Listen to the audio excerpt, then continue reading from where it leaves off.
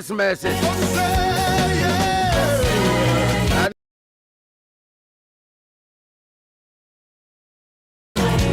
Alive, well and strong. No ramifications of our lives and endeavors. On this day, 10th December 2025, celebrating the goodness and the faithfulness of God this morning. The Kura dini ye ni na doye ni many ye. The no corridor. And I'm sorry, you're into a mad the Pebiachim Lumia. Amaya Wade. That's sorry, set as a four. Dan sorry, you to make a kaya horses. And not dumb. Young candy many yana pay. Young come from in Tuntum Nana pay. Young Nana see any na ye an pay. 4 minutes after 7. We say thank you, Abba Father.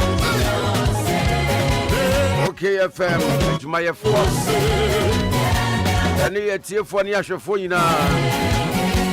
We are thanking God for your lives. We are thanking God for his protection and preservation over you. Granting us another privilege and opportunity to see life. Unto him alone be all the glory, honor, adoration. Mamma watching no pay and was a safe you did that okay FM. Nami mo akwaba. And from round Ade Akye Abia mediation. Ya no pajumedi ya hana gana kasa hana gana tie. For lorry stations. For baby any purchase. Who will be in the earpiece addition of someone? Okay, FM. Not rather do an okay, FM. Uber, Yango. Taxi. Private. Okay, FM. It's an Sahana, Yakagan and Sam. Yabahun Komotre. Mount Kwame Amoh do I drink Treba. Your friend Ade Akye Abia. Ade Akye Abia dey bebo Ghana nkomo. Srana yes na seka ye ho. It is abre kwapem se nondu bebo apem. Bebo Ghana mpuntu ne Ghana nkanko ho nkomo. Enti jiwadwa e wo pro no ho. And be said I respond to the name of Ohenenana Kwame Amoh, Chief Captain Field Marshal.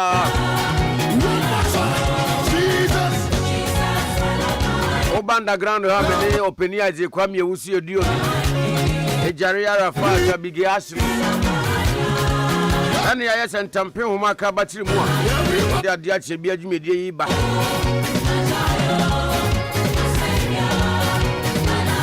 Media Penia or down. Large mediation in Metris. Washington come on. Dr. Fada Dexter. And the lawyer Kennedy Santos say. Executive producers no. Can I say no pay? I would the one crack I would only be more. Yen share anymore.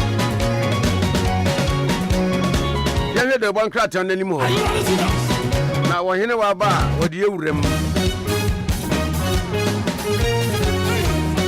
Raseba je fie nra de si wo ho de bon krata ne de ban no pay senya ni ko he hoye bon frete hoye kiki hoye san so propo ni nyanya pandai akonwa no a speaker ejina parliament anamu atwa krata de akoma electoral commission se adam pan anti electoral commission ye ne dai and I want to mention, sorry, on the front pages of the dailies this morning. Omuna capture daily guide each home picture the buy and pay. And what trouble for the account of pandemonium in Parliament.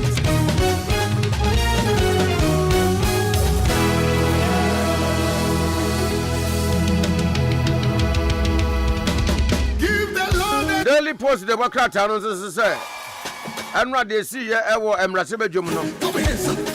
Edom kuma wo masem wan say that no speaker tro ye de come electoral commission fa akpandai abato ana seat no no. Speaker mpeneto mpeno no a. On san koje letter nemra. On kan che electoral commission say we nya ntwe. Wo maken kan wie kura no a wo mo mu wura mfi letter ni mu nsam. E kura se makan so menwe. Now the Daily Post Democrat anymore. Or the majority leader Mahama Yarega picture back. Was so one dom Cassani, the one more catcher dom Kuman and say. Nia Wamu Yanukra Wamu and cap majority no court in Punaka Wamushe. Don't pay a woman. Wamu majority for him few Mumpuna campus or Ma Wamupania. Protester wamu ye against Pandai City. Deda wamu ye choka nina. Mama Yarega say, Edom kase ni hu.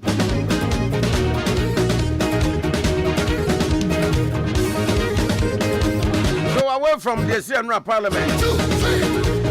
Afak Pandai akonya no a. Ikatra letter dia kwa do kuma so montiase. Edom kase so mu po wo so montiase. Said ye na ye hu be board to say wo krom. Oh, so free Abeka Junction na say we do ni tra Timothy.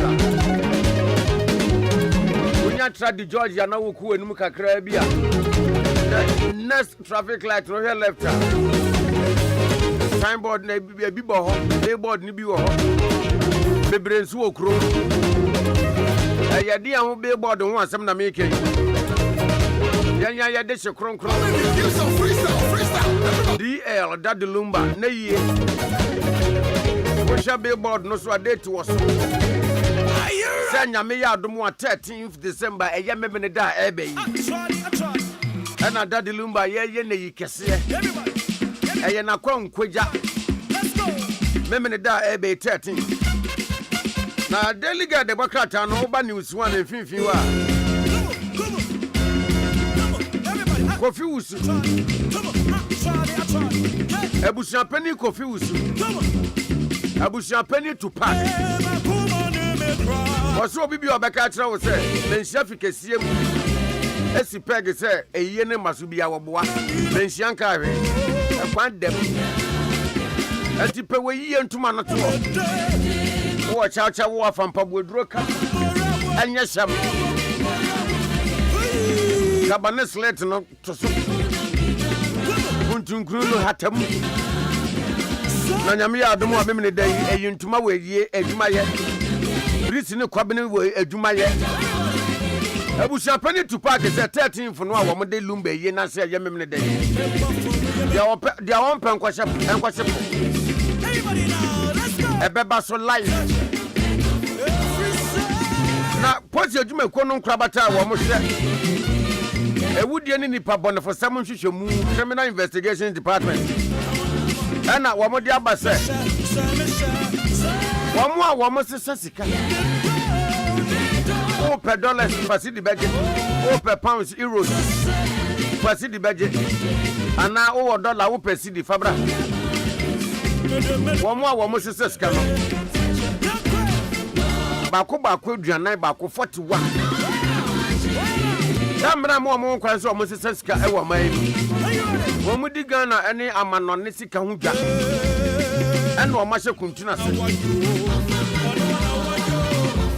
Bank of Ghana ene ni CID eye kolabo akwacheche wo entu ye bi ajaye wo ye bi ajaye no mbeche wo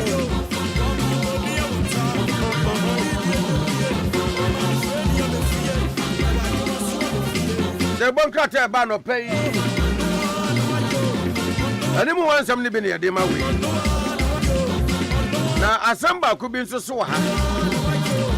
Bogana police ID abaso. Esanse sasem we ye ba ye na ya ha adwene kakra. Titru Ghana any America yen kita hudi ya ye wo anyankofa da ye ntem. Kasasem yi ya se no. Nanso CID adawroma. Woma dowura asem ni mu se twongo. Woma wuram se surudu. Na woma ko hu bibi. E de ho amane aba. Enti anope se wo hwe de Ghanaian point de wakrata nanim wa. Penipa woda CID ano. Lydia ya ko donko. Ma Lydia the picture na da hey. And wo bo mamu na nyina amane. Asema me kan. Ehwehwemu wo maye so fa de o mahu.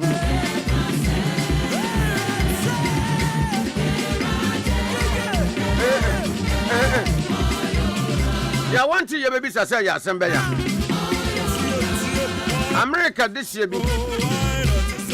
Wa bo mai mun strash. Idin ya Ariana Naomi Make. Then wa boy Ghana kwa do say. Wonne ni mfafo bi a wo mu fra America ba ye. Enipa baako num bi beto hye wo mo so. Asa ni pei ni wo mo hye nkatani mu wo mo so mo ya police fo. Wo ma yo mo lalu susuro. Wanya nipa ya wo mo so mo ya police fo do ma fa so. Nipa nya no nyonku nipa sa. Ni na ne se no so mo ya snap check operation. Na snap check operation no kwanya wo mo de wo mo mrofi fa so no. Wo mu nim se sa Ghana police ano mo yo mo djuma. Asemi ba ye Ghana police. Enti Ghana police she CID say wo mo hwehwem. Na mpeniampa se tie num no so mo ya police fo a. Ya hwe no kura wo. Na ye na CID adwuma ekonu hwehwemu a wo maye. Akra wo mo de aba no se. Asem ya mi ke ye hu video ne na momonten so. Etwagu wo social media so. Enti si won sa video ni bia ya. America ni dis year Naomi Ariana Make kwadu na wo bo no. Wonya bia sha. CID nhwehwemu a wo ma ya fa video no hu ni. No kura no CID bo ya mane no ene. Sa video no am record wo hotel ana wo mo. Enya bonte ye hotel na wo mo hye. Eno kura dan chen ya. Ensem bi ka ho se. CID ene se.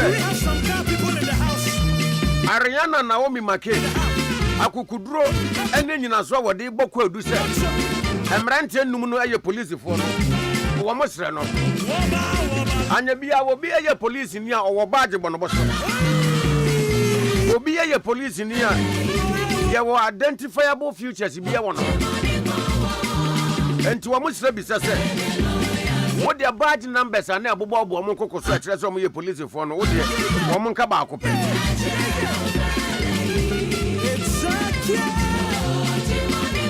Na saka no nso so a nipa num yi di ba ya.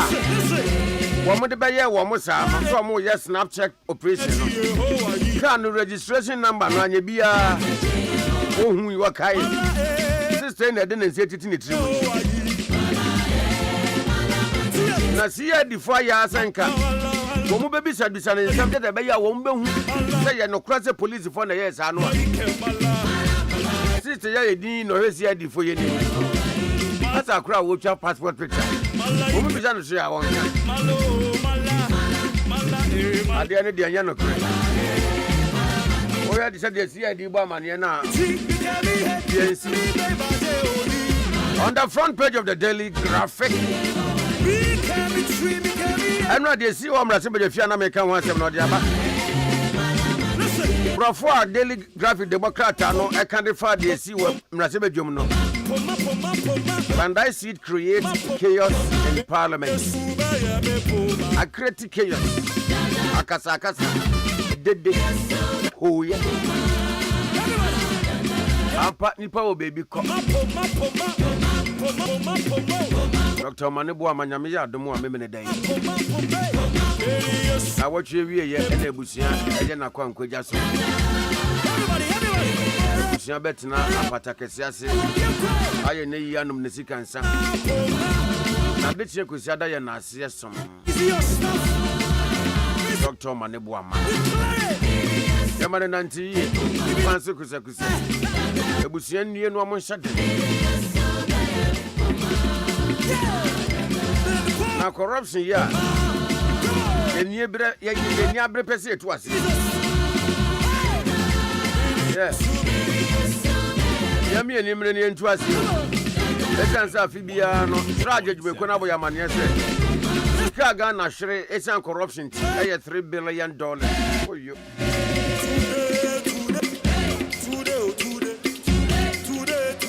Until not today. Yababon come up. Yabadu are drinking to swear home. Antikaya home. Ade Akye Abia and Wednesday, 10th December edition every week. And now watch you where you can see me. Dr. Manibuama and DA or Dadulumba. Champagne coffee, champagne to park is a bus of life and color. Right now. Your boy, and what's this here? Right now. I could jump in and we so do wonders right now. 19 minutes after 7.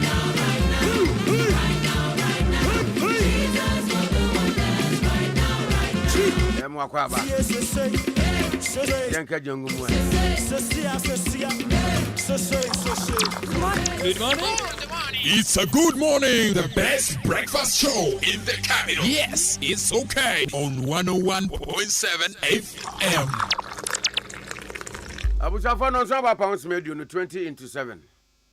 Live on OK 101.7 FM Suni.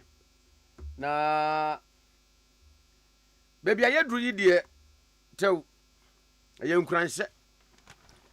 Okra ye gina mo de no twetwi nipa wo senya ho hyehye na ye no. Na emom oyesa no a wo pa kire yesa awura kekire wo ye free nipa nchen. And now here daily graphic the work on page 2. Aya no ma stories e wom e work on mu headlines na ba ko de ba yo se consume local foods to stay healthy. Consume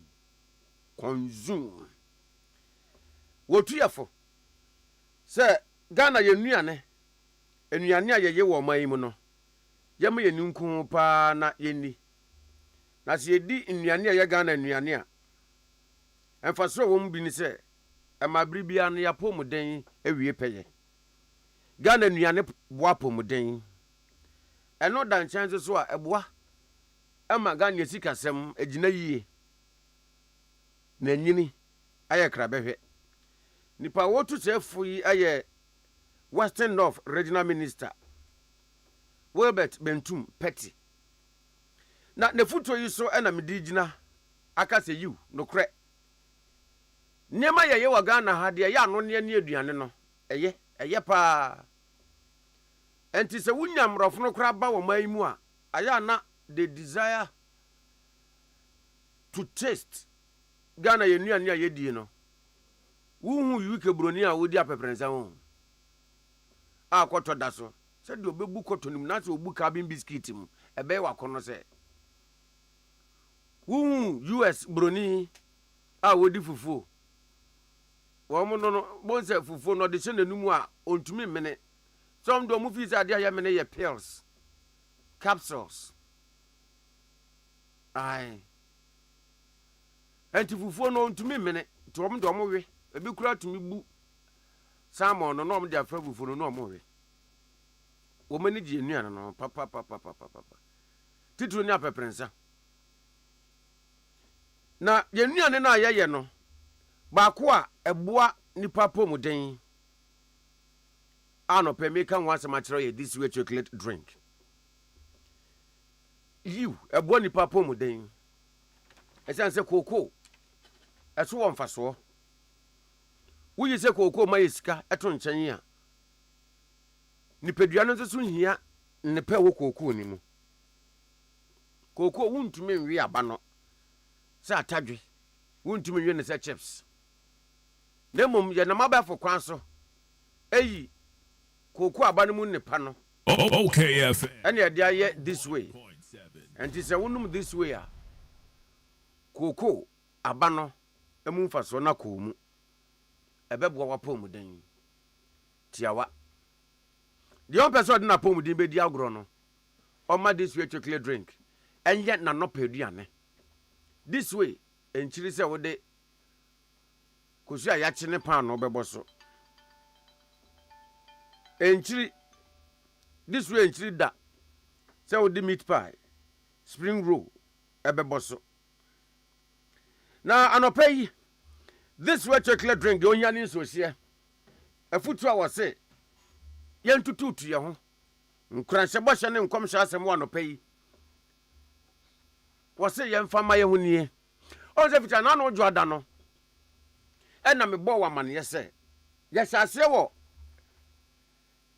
Elisha ene ne mrantie a wo mabɔ na mane ye se bebia wo mote no they are okay there now some person mo tra wo mo nkɔbaa mu enti wo mu kotwa nua na mo de abɛbɔ mpatane bi aka ho ema Elisha say no problem mo nkɔ na wo kɔe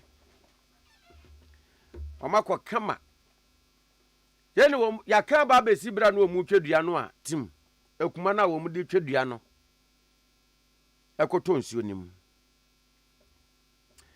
anopa yi asɛm ye nkranhye esanso ye bohye esanso ye mpaye edemaw as enawuko yede yasɛm wo yede free 2 Kings chapter 6 eba na wie yi ensɛm pi wo mu de nanso so enawuko na yede eba na wie ye na yasre urade de ama wo se in your effort and your determination to expand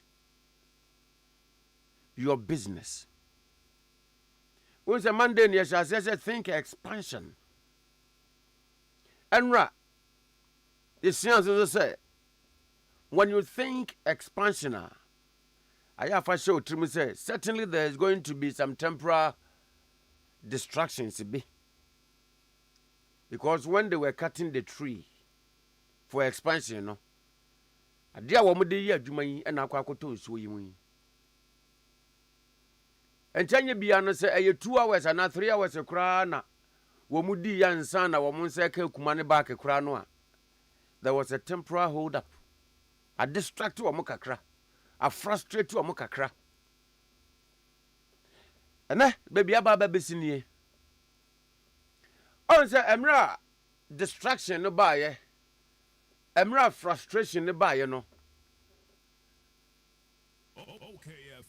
oko Elisha ho ko bona mane se bi asemesi bibia ba asemesi ne nye ye se ye pese ye tra ye nkoba mu ye tra ya tena ye mu enya dwumone eye ye gusu a ye niema ebema yetumi atra ya nkoba mu yetumi atra ya tena ye mu no de abanie ntwintwana mu bi aba akwansidie bi aba Elisha say ehen ene toye ebuso de mesra on say in your process of expansion say problem bi ba amanye bi ba adwene a wafa se opese wo tre wo nkoba mu adwene a wafa se opese wo tre wo mpe wa mu adwene a wafa se edwa wudi adwuma a wo ye wo pese wo tre wo adwuma mu no se wo hyase na se bibi ya kwansidie bibi be ye kantan cross twintwan wa namu a how bi ba problem bi ba wo mu a aya be careful nipa ubesusu ho akere no nipa ubebɔ no ho amane senti ameka sa ne se nipa na nkoye wo bi a owo solution to problem no a wa encounter and your way to expansion no a nipa no will rather expand the problem for you. On the problem ne ba ye no wa man kan kire obi a se Elisha. Why? Because Elisha ma track record bia mo mahu. Oh, se ne ne na moyi. Na no wa yesi nsuo ya sei ye bebo na mane ye ewo 2 Kings chapter 2. O provide a solution. Krone mema ne be kan ye se nsuo na se yo. Apemfo kra no mo a no manya miscarriage. One beka che Elisha ye bibi o se momfa nkyene ne ayo amra dia wo ye no so e ma problem free ho enkyanya ye bia no wo mo on track record bi say bra no was solution to problems. Thank God say first problem na ye die ni ehu a yet the track record de di kan no na ye problem with water ensuo yanso expansion ya ye pay ehun anamo a ye tuwe problem na aba no it has to do with ensuo anya papa yi eba no problem wo ensuo ho a am say o solution o enti o how ya abe ya mani abe ye nka ntro bi ya ye nka ntre no because anano wa man ensuo bi problem ana ewo mu no problem ni free ho ayena se wo yi adwuma ayena se wo didwa ni a wo ye bia no wo pese wo tremu no se ohawa na amane bi ba problem bi ba nipa ya wo ni susu ho na ya hwene yie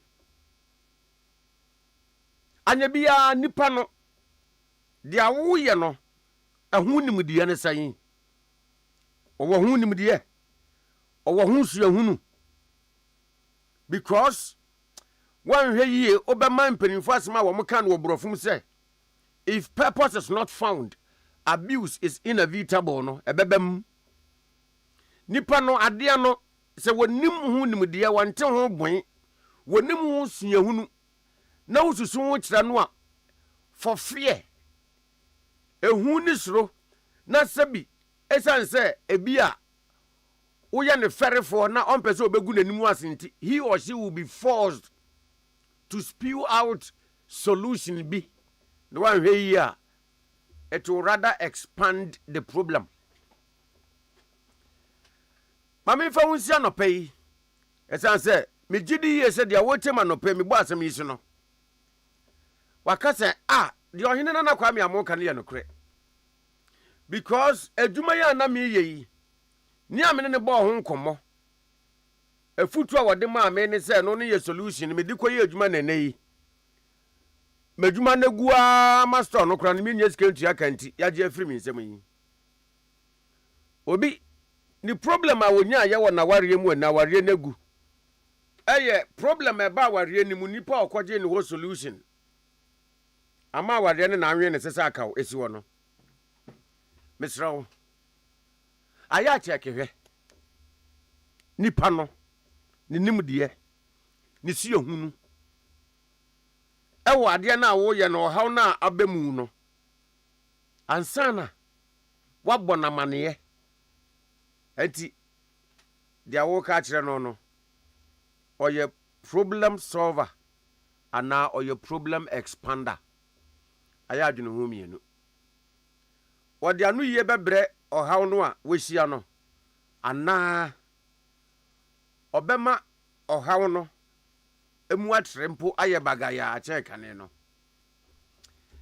efutisam ni nkranse sema no pay eni 32 after 7 live on okay 101.7 FM Ade Akye Abia ya ga seda na ma this way chocolate drink so ya sena me de efutisam yi ebaye na ya kaya ho se ye wura Christmas mu a adweko ba ko mo ye hu se ye wura bronyam se di be ya abo akokoti na manana to ka bude se bronya ba adweko a wo mo ye hu se yes Yesu awodanka ye bre na ba abelande eye MTN ede Festival of Nine Lessons and Carols eba afibia ede boya nka ya mayehu se bronya ne duru so ti se wure fi na ta won hwe calendar so kra no awu na aya na enika wakobida wunya kra nka ye mpon aya na ehwe de afibia wuyi 9 lessons no a ye betie to nchen a aya na enyema pi ewo carols night nim exciting performances na fi sei wuyi nyema hudo bi a ukọ MTN Festival of Nine Lessons and Carols na sia wo behu to nchen a anyomtofo ebeba afei Kofi Kinata, Joe Metal, Kwame Eugene, and MTN Viva Voices and so tertiary. So the Kofi Kinata, Joe Metal no Kwame Eugene Kwano. Wamun Kwano. Wamubia Jinawa. Any pampimo. Wamubia say Joe Metal. Oh, ye crito phone kwa. Wamun kwazo kra. Omo penonyum. Wo de hwese do omonyum sitie. Na hwe omonyum a wo moto ahomka ne anigye wom. Na imagine say omo miensan yi na eba afi MTN Festival of 9 Lessons and Carols yi. Eho be ye kikim. Aya memene da ebe ya 13th December. Enumere 7 ken MTN do omo for time ni agro. We ya yaka 7 na 7 na ya sha ase. Ewa Accra International Conference Center. Strictly by invitation. It is when your invitation ibia. Pachopi. Bia na urefi. Inti mamen kai wo say. Memene da ebe ya MTN Festival of 9 Lessons and Carols no. No. On say ya fatu ya onso. Ane eko bangaji atum say. Ede biara da se nu usia se yi a. Enya ennan a wo wiase mu na ne ochena so wo ho. Dachi wo ho. Ene efe ne future no. Enti yesua de eya nhyehyeye ede ma ya dachi. Na dachi nhyehyeye ni mu baako a enne wukuo yi ye kan. Eye personal retirement investment. Personal retirement investment. Uye jumayeni utia o Senate contribution. Eye pa. Senate for the buffalo to the amount dachi. Now so yebesro. Say beyond Senate contribution no. Any plans are why ye. Efa o dachi nyina no. For personal investment account.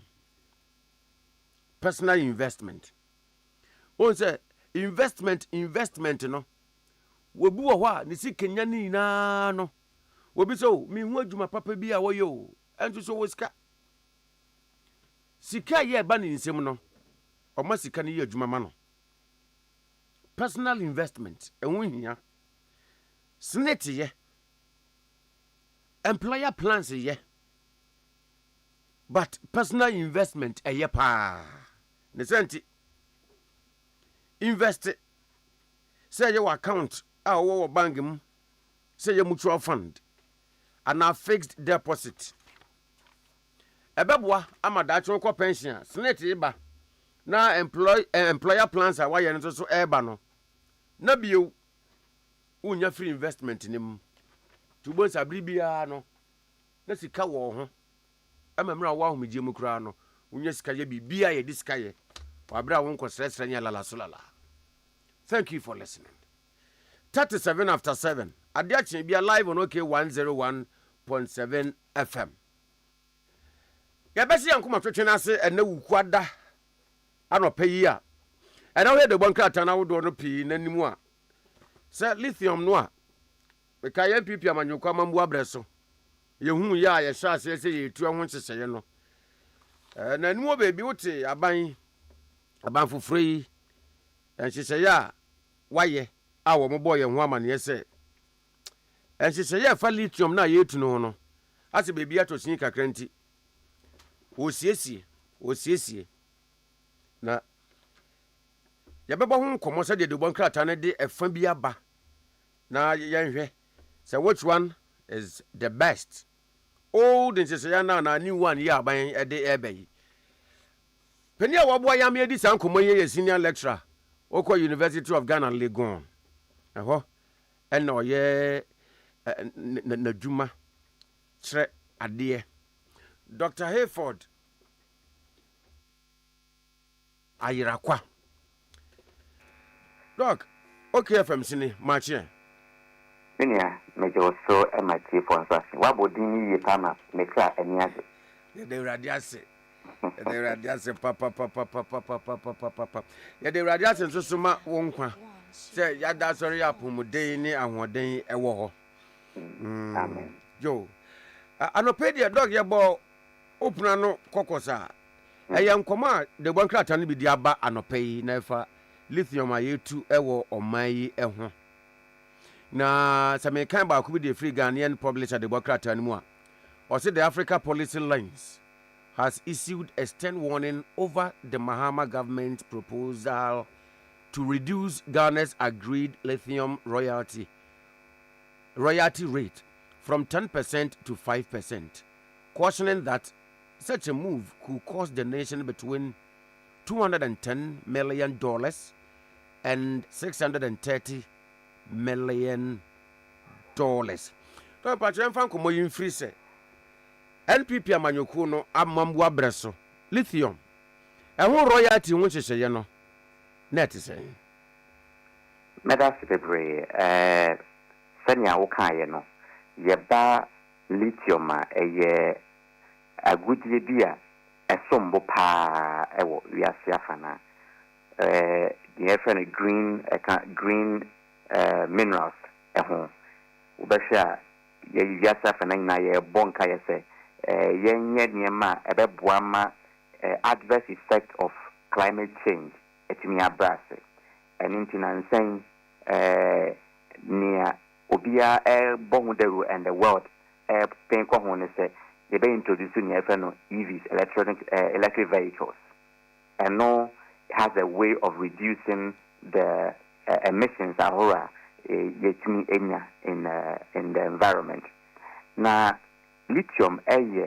agudie bia eboa bebre in that value chain eno na nyame nchade Ghana ekoba ese yewo deposit mineral lithium deposit ewo Fremantle na omoy ye no company oba yese oba na wa behwe aye no omano initial license okoye prospecting and na ekese yewo in commercial quantities e hona nkomo ne shase se yebetu sa agudie yi na ye bagana ha yewo emra eno na ebo obi a otu agudie ho agudie bia organa ha no na a guide sa process no emre bi twemu emra ne say it's 3 to 6%.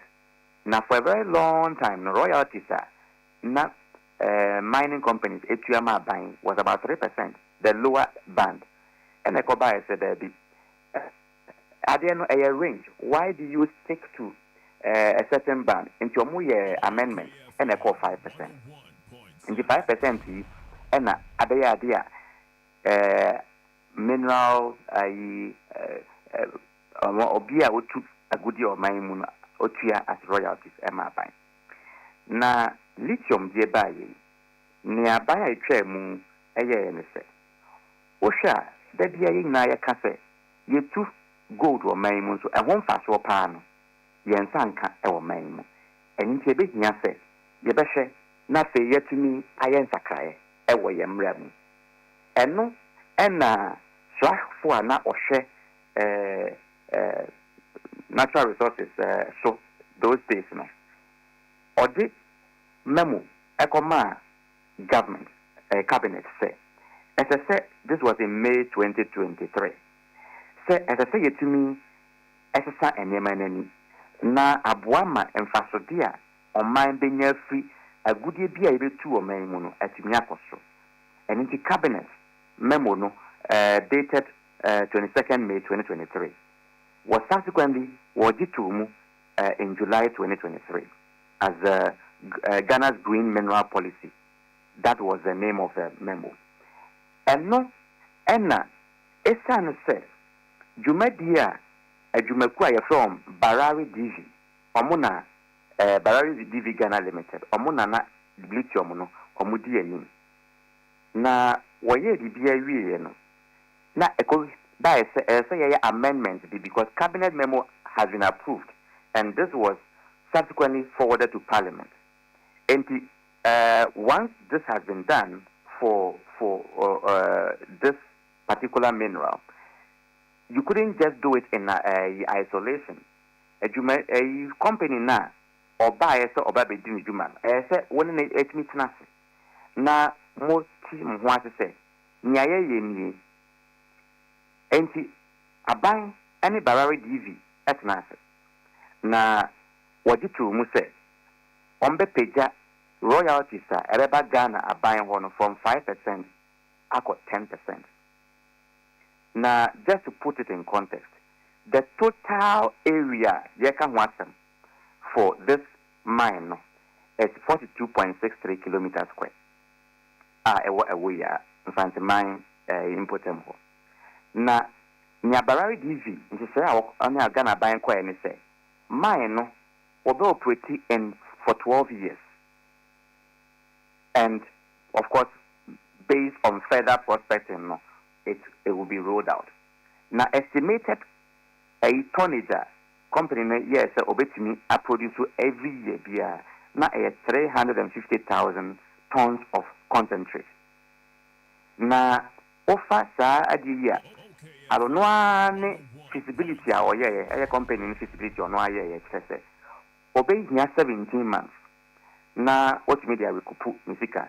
Na total cost Obe invested into the company was $185 million, and that will be done over a 14-month period. At the time, the agreement was that average sales of lithium concentrate over the lifespan, 12 years now, will be 1,400 per ton. Now, it was a detailed outshine. It was a very good deal. And no, actually, almost I negotiate here, say, it's an say in cry, yet to a good deal woman, and military chemun. But when now the cohono, the dear put to be answered and coso. Now, my company now decided to say, you may be in PCAD as corporate social responsibility. But CSR, no, and no, and yen say, and near Jumaku pass oil. And in the Abai negotiated, you must say, Asibia Sikatiara, as you may call it Benyano, say $1 billion, no better me raise as revenue, Asibiara, 1% of that money, I said you invested into community development. And no, and yet you may call and a bit decided to see made 1 million back for your community development. A function of Usika Ubenya as total revenue and your profit, total revenue. And it is $1 billion a year. Basically, you are talking about $10 million every year. Ebeko into community development. We and Ebeboa amayetime develop a peja san kruya a good year a free mobile, not to me a crabashe. And no, Sabren. Na the then opposition and the Yamiadum or government, and I actually say, Emrana. Minister ni gina so and negotiate Act 900 no. Man to me negotiate a new rate with Barari DV no. 10% na omu negotiate ye no. Na ewo from enunti no. As I say, utumi epre more for the country. Na ya sem papa. One MP bebre. If Ghana will benefit, na yetumi enya a more leverage. And Kadabuayan. And in Tina and one be say, Minister ye, a buying any to me now or better now. I say, what say 10% now, ye negotiate a illegality. And untino, see it Sunday call back to 5%. No 5% into Act 900, and my minister no quite say. It's an a brand now, you walk 3 to 6%. No Sabreno. We're paying 3%. Community, mineral exploration and mining companies. No, much have 3%. And minister no, and a cabinet say, more than negotiating and 5%. But just to avoid the case, say, Abridiarano, you have to now come and amend the laws. They gave the minister the room to negotiate, and that is the position of the law. And it is a minister now negotiated to 10%. At least, say, Mon Fabi in Kahua, the only thing you can do is to maintain what is there and ratify the deal for the people of Ghana. With your buyer, you are taking us back to the original law and saying, say, we have to charge 5%. Sabi, and so we decided to do a detailed analysis and see what is happening. Now, Minister Ade Akye Abia say one of the explanations of Moma say, 5% abra negotiation no na the dollar, the tonnage price, the market price for ton of lithium no was around 2,000 and swatch. But like I stated to you, the average sale price at what the year calculation was $1,410.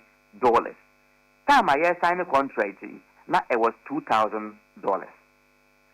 But what the firm said, there would always be price fluctuation. But lithium, I think I could do 6,000 pence. And it means to say, a bit to me, I shoot any day, I could beyond the current price. As at yesterday, Enra, the lithium price per ton was 1,150. Now, company Nankasa said, at the time, I more prepared document, deal, the tonnage production cost, will be here, their produce all inclusive cost, was $675. And we are talking about close to 40% margin. That even in the worst price scenario now, and the lithium woman, the company is still making an average of about 40%. And so, why do we want to hold briefs for the company? Secondly, Adia, yen mayajin ko hu yen say. At the time, no say a price of lithium was $2,000. Now production cost was $675 now. The exchange rate at the time now, with the year Enya was 675. What was the exchange rate? We're talking about somewhere around $15 to the exchange rate. And now dollar no, other firm. And now all of these factors no, economy no factors no, advance to better support businesses no. Do we still say production cost remains at $675? Other than it, the air constant, but it's not coming down. Now, Momono, with revenue in it, you are quick to modify the revenue. But near Eka and Sumukra, maybe the Major Hamentia say, when you know, company now, over the middle of the conversation, and Mekaya said, near Ghana, a buying, and negotiating, and you might be to know, or to say, yen varied the negotiation. Every mass area. So why is the government bent on rather varying the terms when the two parties had already agreed and signed an MOU to that effect? In fact, the day Barari DV issued a statement, and this was their statement. As a matter of fact, on October 2023, Barari issued a statement, and this was what they said. In line with Government of Ghana's initiative to establish a new green minerals policy, the terms of the mining lease were agreed upon by the company and the Minerals Commission as being attractive to Ghana and to the company's shareholders. We a company Nankasa statement on October 20th, 2023, saying terms now you agree, they are all in agreement and they are attractive to them. So if the company says I am okay with it, why is government bent on reducing it? See a calculation with the lowest price now, Ghana is likely to lose close to $630 million. Linear. I hear a teacher for a here. Said there be a man in Mabawa. Now would not one thing. Picketing. Said you don't know where you may. And yes, sir, you hear it for. You hear it for my classes. You hear it for. Me yourself, I want to accrue as you hear it for. In your net for. I don't yet train your man, your man, your Mabawa or pay to my. Now kasika bi say betimi bi aboa so ase aboa ma oman puntu oman kanko na so say yes me say aban say or reverse it to emra. Then what about all the other components that you negotiating, you know? To say 1% community development now. Okay. Because it is not in law, it was negotiated. Okay. Minia. Yetian komoine near the toto dia eba yemra na MPP wo abemnua. So if now the bone for contention no law there, then obi will be tempted to ask, he said, then the minority our more majority now no law ben no mo hwe ye hu ye say the 10% was insufficient to cryintinka yem push forward enei ye beka say na mo mra kwan so minnim say ma say me mu da wa asema ye nyina ye bisa if you say sabe we am rase be jania media menti ase ne say ye power say we am rase be jania won de wo hu eye on mining kan command ye di and away and this a woodness my said jam catch say and say emre ema ho kwan says a minister say obe negotiate certain na unya tumi a odane wano a sabe na nyewe na ye njindi emre so black and white ye nyina tumi kan ma ne ye say ufu say adumaku barare dv oni a lawyer to put them for obi an so yemfa ne sika mbese o man musa keke o wa hwe Ghana mra wa hwe eno mo anu matu o mato manu mutu se ense se ya Ghana mra ne o Ghana ban ene o mukoye no eye ma won woteneso na won shareholders enso eteneso anka medie sa statement ikura no etwa bibia so eninti na me bisa me hu se then whose interest are we now serving? Ghana for interest any air pressure and now said in Italy and a airplane won't ye. Minimum way. Sabe, and say it to me for buying and penny for. May be someone's asam will be family. And Rabin was not so, Eddie a car's asam. Now I say the Abana saying, Sabe, Sabrino, now will nim, says I'm rain over, and I walk out the other way. Into where they misleading all of us as Ghanaians. And I said they were just doing partisan politics. Mrs. Su said, Ayasama, Minuanoma, orphans, man, and then grow with your way here. As I said, yes, say, Nia came because our 1% development and no, and I didn't such a beba. Because royalties no, a buying back 30%. I'm a uncran cranny bushia one safe. I could dimu. Near Chamawo. Now, Momuno, we are brantie, was our area hono. And no for Sadia, a Jumano, ye mubi, send ye Pia by Agnes, ye delay process. What you don't know, they say, you are only looking for short term. Now, when you are long term development, say community development, imagine say every single year, you invest $5 to $10 million in this communities. Can you imagine the sort of development of the area? That is where there's long-term impact at the Bama and Ranti and Mabawa, if you that area. Penya Wokano. Yemma, and I'm happy to debate any government official. I also say, or contrary data. Minia, I can share a detailed statement with you. Yeah, Osh, there's a talk Ghana, in Kura. A producer lithium, Ghana, you see, Abeka, Zimbabwe, Chile, Argentina, and Mali, Sanko, and Numi, and Oba Yasafana. Australia is currently leading the production of lithium. But Oba Chile, they are the second largest producers in the world. And Argentina is the fourth largest producer in the world. Now Ghana is gradually coming to be the fifth largest producer. And so this is a major stake. I bet to me, all the Mami Manfanto, Zimbabwe, Emra, what they have is 5% royalty. But last year, Ebra prices of lithium started dropping.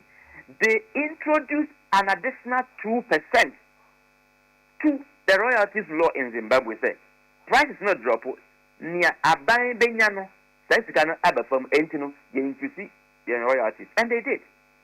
So now Zimbabwe is doing 7%. So Ghana's 10% would have been the most competitive on among the League of Nations for producing lithium. And Mr. say, I say aban it's in a supermu na or yenya yes freno because that's in 3 months and a year yes I did. Yo, Doc, na bakwa maybe seni. We dey sebi dia ne ne fra wo hu adem fa ncheme but abeye kase bebuo ye bebuo an sese ye se ansa na sebi ne fra ni beka so beto boabo no na owo dia ne na agina so moye nimdifo wo nkoma ye boyi mu de ye sre bisa se de NPP enchese ya wo mo ye no mo mo ma ne te se wo ma ye enchese ye no in the best interest of the nation 10%. And about for friends to buy on so na mo ya wo to yi se wo mu tu sa na mo no dia wo mu ye nyina wo mu di free 10 eba 5 no in the best interest of the nation. And one citizen na ya din se mienu we ba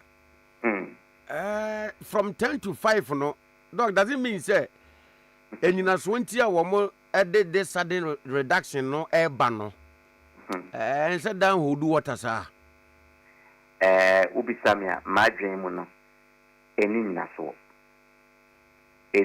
so me catechist via wanya ne baby ko oprichi wa sorry na owia say no ebisa question no say wa bua nafa sabe eba ne sen e na opa say me say me ma o edu wo se edu no sa enka metinya nya obetinya ma me asen edu afei ubeye abusia panyi a wo se o da bi edu no da bi emwa abusia no nti me de beko enyum basic logic excel say more is preferred to less.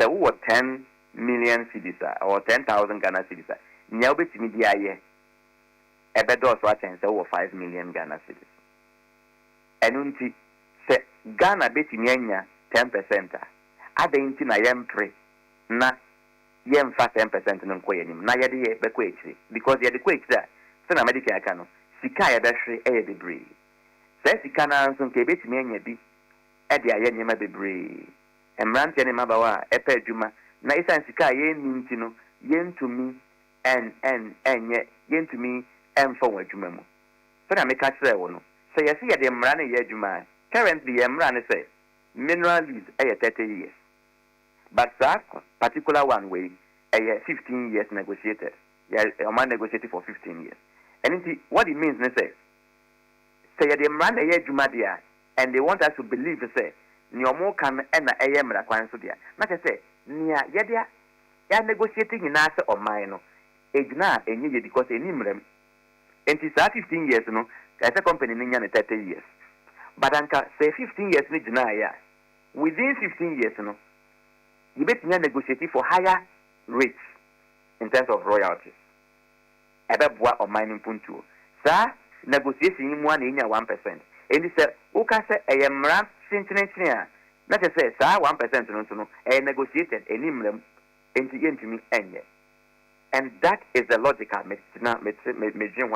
because the law does not support that. At least any lawyer for action come.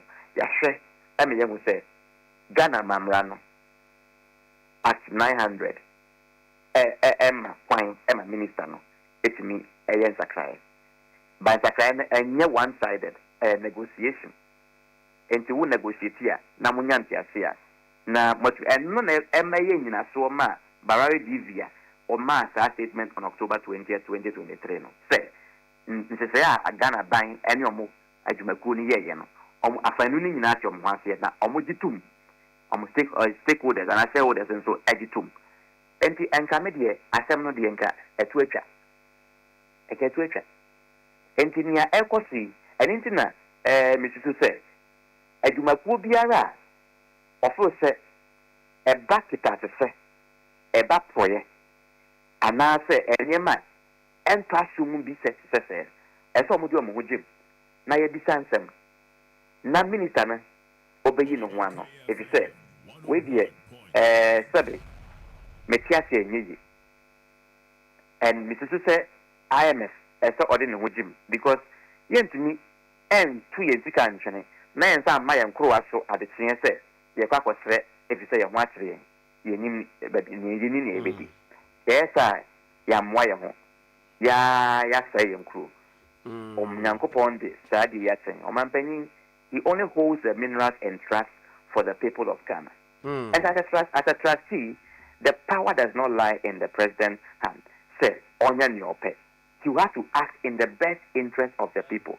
The people are saying, say, the 10% is a better deal compared to the 5% now or the Mayeno. Dog, you better was in a way on the flip side. I started almost smelly a rat in this. The and behind the scenes, the 10% to be maintained.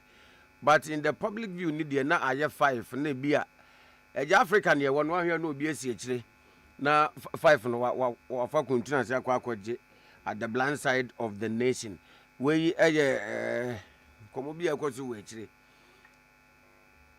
Sabe, me background for our primary school crab where you say where the way to anymore got you said where the baby nkoyi.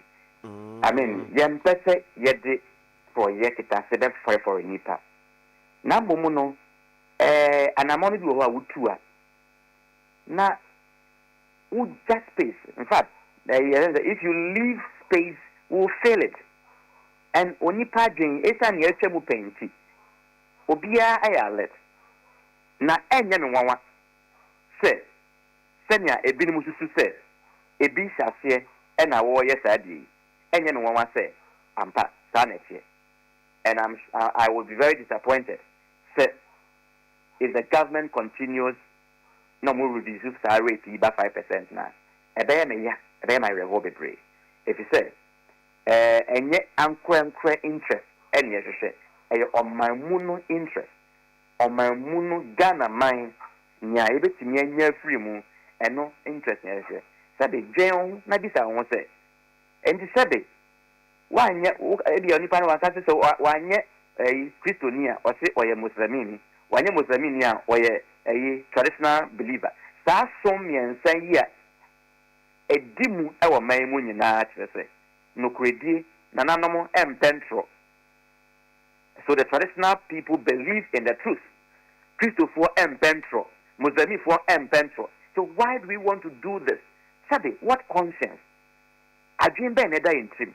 Sabi, enti nia eye kroman nyina o mamu nyina de won ko an wodi enti obia ense na kwadi ye wo akontabuo se amane na se wanya ne na wo babi wo nana bi obebu hun konta tinia eye bia no eda yanim etoda nipa tumi be se nipa nsa na opese o kire se obetinya ye odede mina tumi ni wo me meye ne amepe you obetinya ye ne awope nanso enchirima enkuntabuo will pay for it etoda minia enye ne manyina na mpanyifo ne bia omai di saa ensem yi bi na pass no ebet e ka kire nkomo odi no kra kire yen nia mo famu enima bi e ba won so a enka ebe boa ma enchirima atitu won ne mayiye ba mesre parliament the speaker mesre the minister se mesre na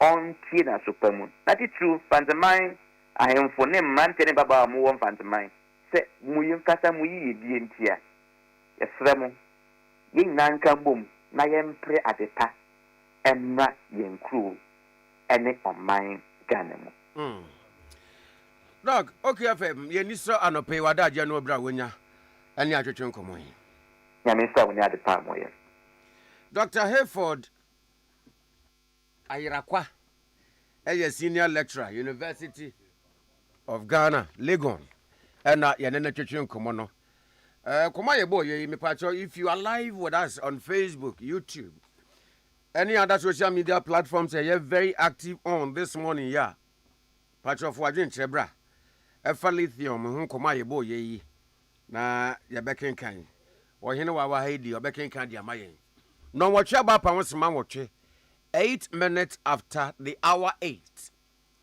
On the line, Henry Nanabuache, Nintawdi, Nana B, and Prempre, the national organizer at the Mawas Namanyoko NPP.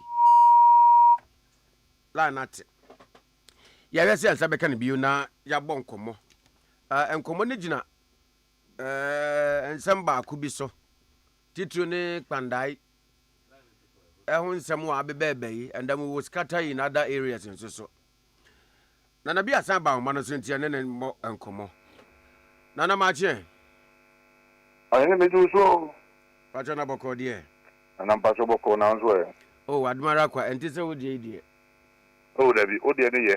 Oh, because Monday no na me tie when you run na me he was it a new woman na Tuesday you run na said they all kind of so evidence of good living na na ho ye papa na o recount it and as o account for and some abeba with regards to NDC 1 year in government said they uhu niema na nka wo mark wo mo ade ode be ma wo na me so ene na ho ye do my 1 year and so any.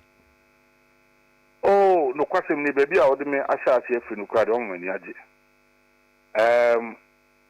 Afinie mamindi kan tia wati for wahwefo. Bi a okọ no nyuma so. Mo mutu kwan nyina no ye de nyame nkira e de mo no pay. Afinie sene obusa ya yeto aba e de ma eye NDC for. No kwasem ni me gidie pa na se Ghana fododo fo na Ghana fododo na o manu mo ho overwhelming endorsement say nkunimdia Ghana for the ma NDC for no na etre nkunimdia ye wo awreshimu sonko e de wo Yera Mahama ni NDC for mu sen semo omo ka de yemfa tumi maum no mo be sachira nyemani ohine ba edi tumi je omo sa omo ba ya nkra be 30,000 mo ye Ghana for omo nya adwuma omo ye omo de ni yi omo nyina di sa omo ba nso no ma hwebo se omo de bibi ba ye fe no 24-hour economy na 24-hour economy na advert omo ye nya no omo se 133 se adwuma ba ku bia 3 shifts adwuma ba ku bia 3 shifts ibi ko anopa no o mapon awia na ibi asumu awia no na omo de akwa akosi anwumre kakra na ibi so asumu anwumre de afamu anadwo da su na de akwa kopia ahomache the 133 ebesi ne ena asa woti asante regional NDC chairman se pressure won so no ntimi na fie nkofo do guni fie ntiza na wotukura fie onya adwuma ya we so mu amabunu nya so ma benya adwuma no eno enya no na no what say nurses for campo a ye form adwuma mu 1 year ni edu okwa before ansa no mo ba teacher for a ye form adwuma mu 1 year ni etu omo ka omu su omo kam NDC for na ye dede ebra ye kwa ye ya adwen se o ye kwa kope ye another jet near the ama ye military for na ye dede eno kwa ne se ba kope ne kwa kote Mini abu judge mfie ne oye deputy defense minister. Ye dede kasa ye tiemu ye ndwin o man ho. NDC National Communications Officer. Same. Ye dede ye ndwin o man ho. Chairman Azedu Ketia ane ope president. Ozo president Kufuado esesro no na wo yare. No mo ba e mo kwa de o maka bo ho mako enan no mo kwakoto enan ba ko na ye kwa ka se ye to mo ye hu dede saa no okuje to abla kwa ye hu dede saa o maka bo ho enan no mo kwakoto na woni doctor bi e kasa ebite Doctor ne kasa nyame nhira no ya da so won kwafo no mo hase twenkomo na ni die na no lithium yi baaye ya kwa no ya kasa 10% NDC for said there be da there be that me na be one be on tea lithium so e form agudie they say you too good e sika kokoi any diamond ni ade no lithium no so ade no so form sa manganese sa me tie ene abefo niam aba eye car sa enyusi petrol ni electric room ni ade ene ye enti eya ade a so mo pa yen ye kasa Ghana benya chafa ohamu ntitemu edu ewom NDC for sorry mom ho so yen ye pese ye bo Ghana koro no esi wia Ghana eno mo ba ye no seben ka wo de wanye bibi kran ba mo asewa aka na mo no koro no ka wo de oba ye nka 10% a ye wura na nado danko akufu ado ye se nka wo ho no ma no wo ho o ma tie free 10% na dia ko 5%. Jesus Christ. Akoshufuo, sansafuo, damramafuo. Dintro, how many dintro? And the 10% na yen na do danko akufu ado. Ade ban, omudu ma yen e dey about 5%. Na nado danko abreso. First year, and Kanya bo one tomb, and so bo one tomb. In fact, the second year, quite the Osati team Kanya boso. A group baby coffee cramper and show crampony enjoy the free. And next, here Mahama by your no so or the and Yamafu Fobi Bano. A fee and so boy at Mum Prensa. A fee and Kanya bo Yatumum Prensa.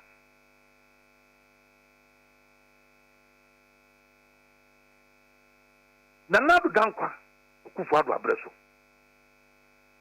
adwuma yafo akatua otumu ohamu ntitemu aduasa 30%.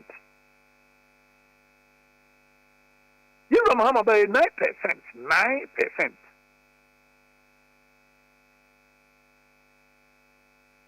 Yedi 11 cedi ediato liter biaso ye tene say gallon dia na ye the 4 cedis and after. I said 1 gallon beer with the 4 cities now. What say, oh, the dollar back from dollar you crown so go for a red credit got omunyabi. And you can't dollar back from there and cut out to in canium. I don't know what to assume. And if about from petrol, you're too petrol. And then you're more the cost. Everybody will be any man, never walk so. Nipa was what to them after and artificial. You had the $10 billion. $10 billion. And here's at every bank of Ghana near their sumo. $10 billion. Near their sumo. Shagalam say, send your NDC4 executives at Tiago Quayum, at Tiago Musum. Eneje omenya enyedin bone asa bayfo anene omuni asrafo kwa na di ebupu nimpo empimu a etimi di enimu se galamsefo ene asrafo ene tax force won kokontokwa and these executives ena akwose kwayem sense omo anu bo sha omo de ma omo executives say ye be ma mo ase kwaye no. And the national security operatives nimbi ese show mochi no mo hwe kwaye ebu ha be kokwana omo na hebo mo ho pan omo dikanam say ye dede ye ranana adodan kwakufu adobae for close to 2 years ni apane small scale mining na I don't want to be and then the gold board about legalize galamsey. That's a gold board for almost top gold in free and yet galamsey for all. Top gold in free galamsey for one to know. And legalize galamsey, no? You're a Mahaman tone. Now one press which you are any busan at Arsenal. As some more kind of say, I see a 2 free galamsey for her car. Sense, yeah, you imagine? This is presidential endorsement of galamsey. presidential endorsement of Galamsey. I did some everywhere. And then quite so openly. Now, Kumasi and Kanquay, Senator Kwame and Uncle Fu, Busomon Fahon, almost police are in Kwampa and form. And then Yen Swooning now, yes, again, I done it. A Bunabuno is here, Yen Swooning and I done it at the check. 1 year NDC. 1 year in NDC. And then we were catching Debia Dobobeto, you know. Nanke Niati and Kibia, Kawamoto Sotin. Mr. Omobile, come here, cry again. Not Uncle Kufa buy in the first 2 years and Quapo stopping illegal mining. Obia who seems swimming with you. Oko, Uko G records, no. Now, share a quanya yen swim and if it's here. Who was a sabreno, nay, papa, I can't be. And then I make us in Adania to say. And the punk our share book. Can someone says I do when this is possible. And then LGBTQ Mujan if you want, the Omudi year campaign can say back. Said Ghana dear. Ya sorry some, you came with some, ya mamreno, ya pen memman and memmasum, and pen man and massum. I don't know Mujan if you want. It's been 1 year of recklessness. Give me a pan of it, media boy, Ramahama, as a for him say. Where do you buy you won't say, and get back part? Somebody should tell me. You run another down for the in the first year, September, one of the 3 years by not gun and united there. Nana, Nema Bebreba, Abaiba, you are lunch, Jumura, lunch, Uncle Conket and Ketty, lunch. No, no, sorry. Uncle Conket and Ketty. And cook on kitty. Most of the cook the NDC executives. I hope you make me and cook on the boo. Most of the cook be now be as in and cook on kitty. See why and cook on kitty. Nana big push in so push and the day. Now, it is the point to work for you. I think to have them catch $10 billion. Hope City be. Almost them not $10 billion. I hopeless.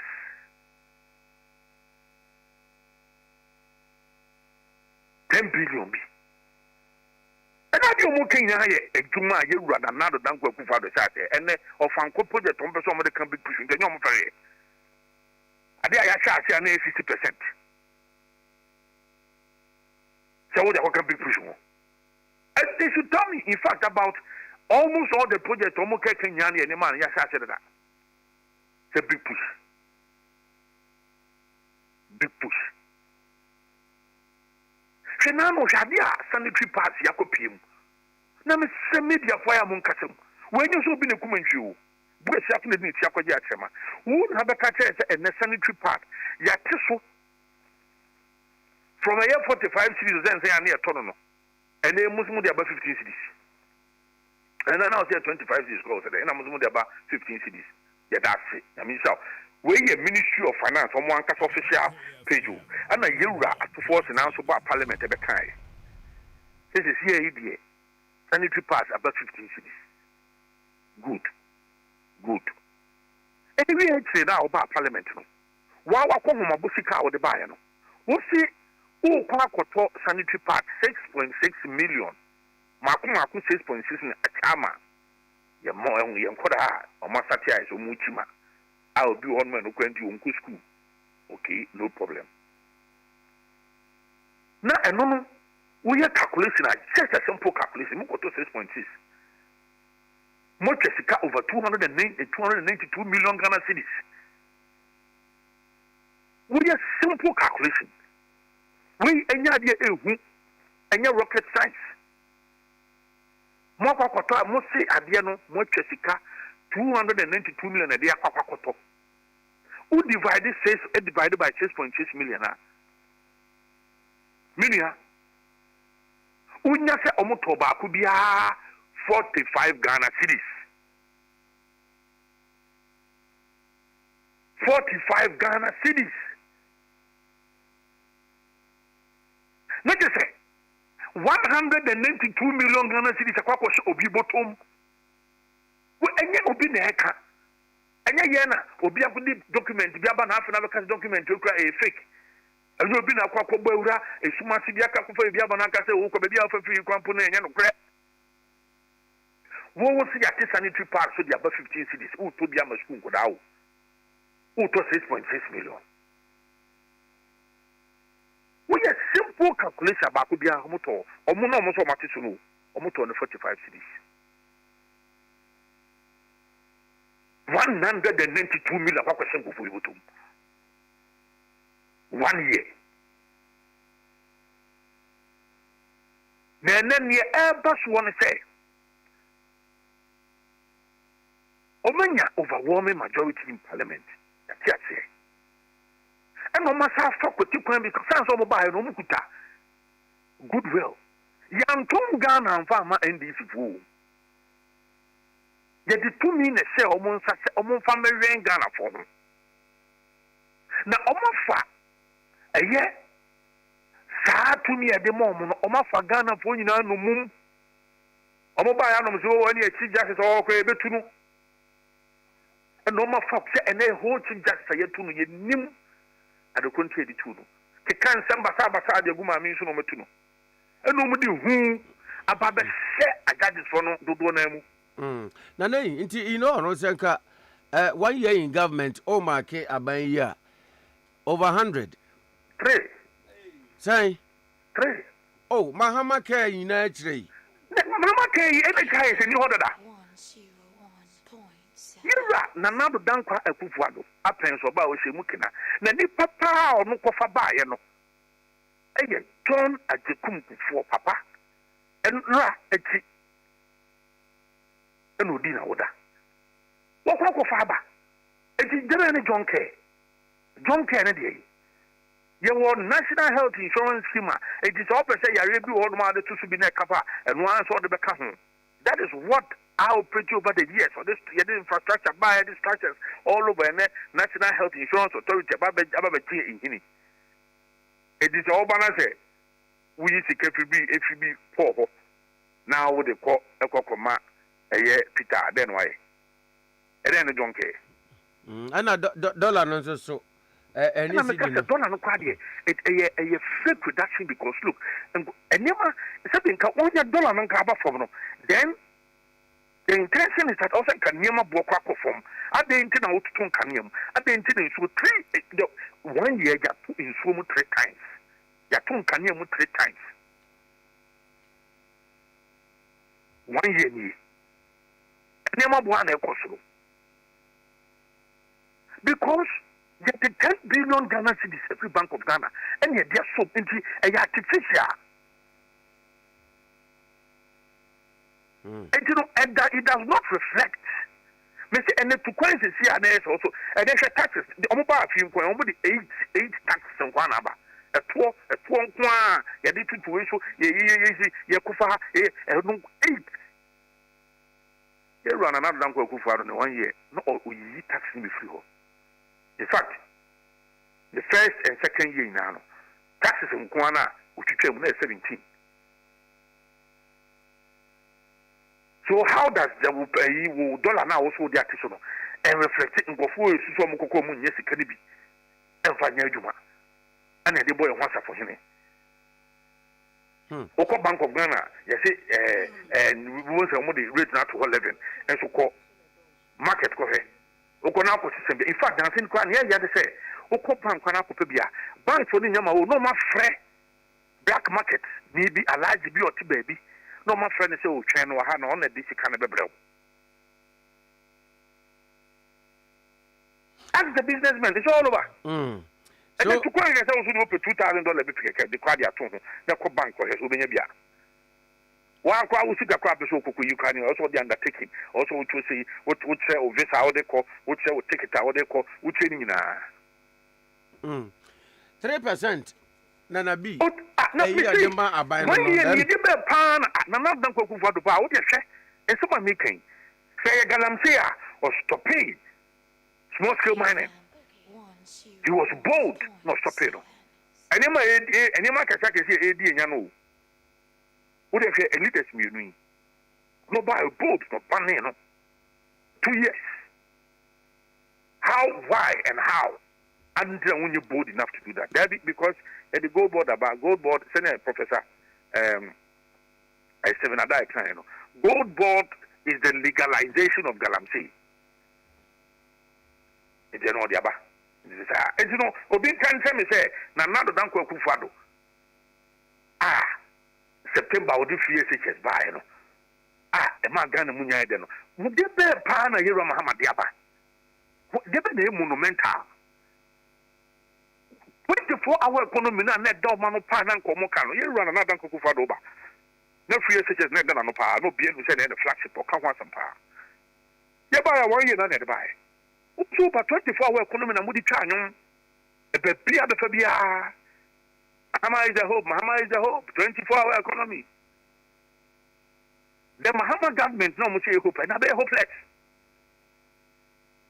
And almost so more NDC for me saying so busy. I can't tell you not NDC chairman. And soon say I see another day. Until you can next year. And you're America. And you me. And I shall grab control exams. Me boss has a Misuka and I'm 200,000 cannot progress. But I'm just no common what to say. One of the suburb Travigator schools is and by no a being committed several months and son a being so swap. Nana, Obeka Samna. Sentanya Samnanka a war upon that the one can we see a war. Eh. Nana, is it then will be best for this young? What the free is about? Double track now at the Bayano. It was rather the increasing contact hours. Double track no yellow. It was solid. Nana Temple College infrastructure. You did free SHS by and crying so cheap in the Pacific school. And see, a year dormitories are a war Temple College a ebe and Konono. Now you're marking. Then Kwani Biabet 3 months, 2 months. No, be any school, no school on your hand, Danny. We were and Kwani be so a person and they will be an anchor, Sikasema Babayan Hauno, or Pusoku school. Aban said, Debbie. Sana said, they are women Wemukona, ye increase contact hours. A bra Wemama Quino. And 9 on the Adini Guhonomo. You better a teacher for Bibri. Sanse because who pay you were teacher for Bibri no more. Na we are Yaman Kranos of the school. Abaya Famuka. Sabrini in Ano. They say 1 hour. You almost say free citizen. Results need to be in here. When you go and teachers, can you do motivate teachers? And now one more child here. You know, and saying teachers, your mama is saying, or more crap on my child, 1 year, Jomoka. When you go at this young, Obaya, the same who young. Galam said, don't go food. No, I say, why you can have and grab fairly say, and now all the cats say, a year teacher for no more day, or more every. I shall promise it, and I'm on Grana Philly. And I'm going to send better. No, 200,000. We are toying with their destinies. We are toying with their futures. Instead of you to find something sensible, we can't check down near Wufo. Near Koyanimono. What bus is here and Quail Philip Poto say? I come out walk out saying. And quite 200,000. 80 million women. Say, Mahama is a hoop. Quite Philip Poto say, we hoop. We hoop. Say, and me, you are Mahama per se. What it will be answered will be a cat of washing him. The Quaco Twaba. Can afford it to me, Amal. See, that is where you live for. In Ababato judiciary force. And then she can die. Judge or next judgment or the Mai. Obia or no the national court. Or back court or say, oh, na se mu hia ni nyina no e fa 41 polling stations ho pe aha na we di ansa na obeto aso ho no enkomo a wo mo bo we chire ne se na the entire constituency but on to me for polling centers ni na manti we no what they no buy say wo the judge ne hwe nana kakra kra ni se be yakasa asemu se wo se entire constituency na one fa bi ankora de 41 pe ne koye afterthought ntro so omohu say atentini na judge na sidi trash atemu wo de ma ya se be etro kan no yempa bibi ne yemfa kata so wo kwa so na ebra yen ye kwa even 2013 presidential but look at the pink sheet head go 11,000 ma TPM jinya audit here na wo 151 pe na so office say asem wo hwa na wo fa ne nyenko 151 pe almost 41 na 41 kwa we even opposed it but wo de yemfa no kwa anya asem obi de na asem abata wo 41 ena me wa asem wo 41 was someone who's who the 41 about the house. Don't worry. Me 151 cry. Sama judge in Juma. Honorable Martin Yindam won the elections with 3,734 votes. And Bra year to Abana. And this is who said Omodincho. Name who said presidential and the FP before.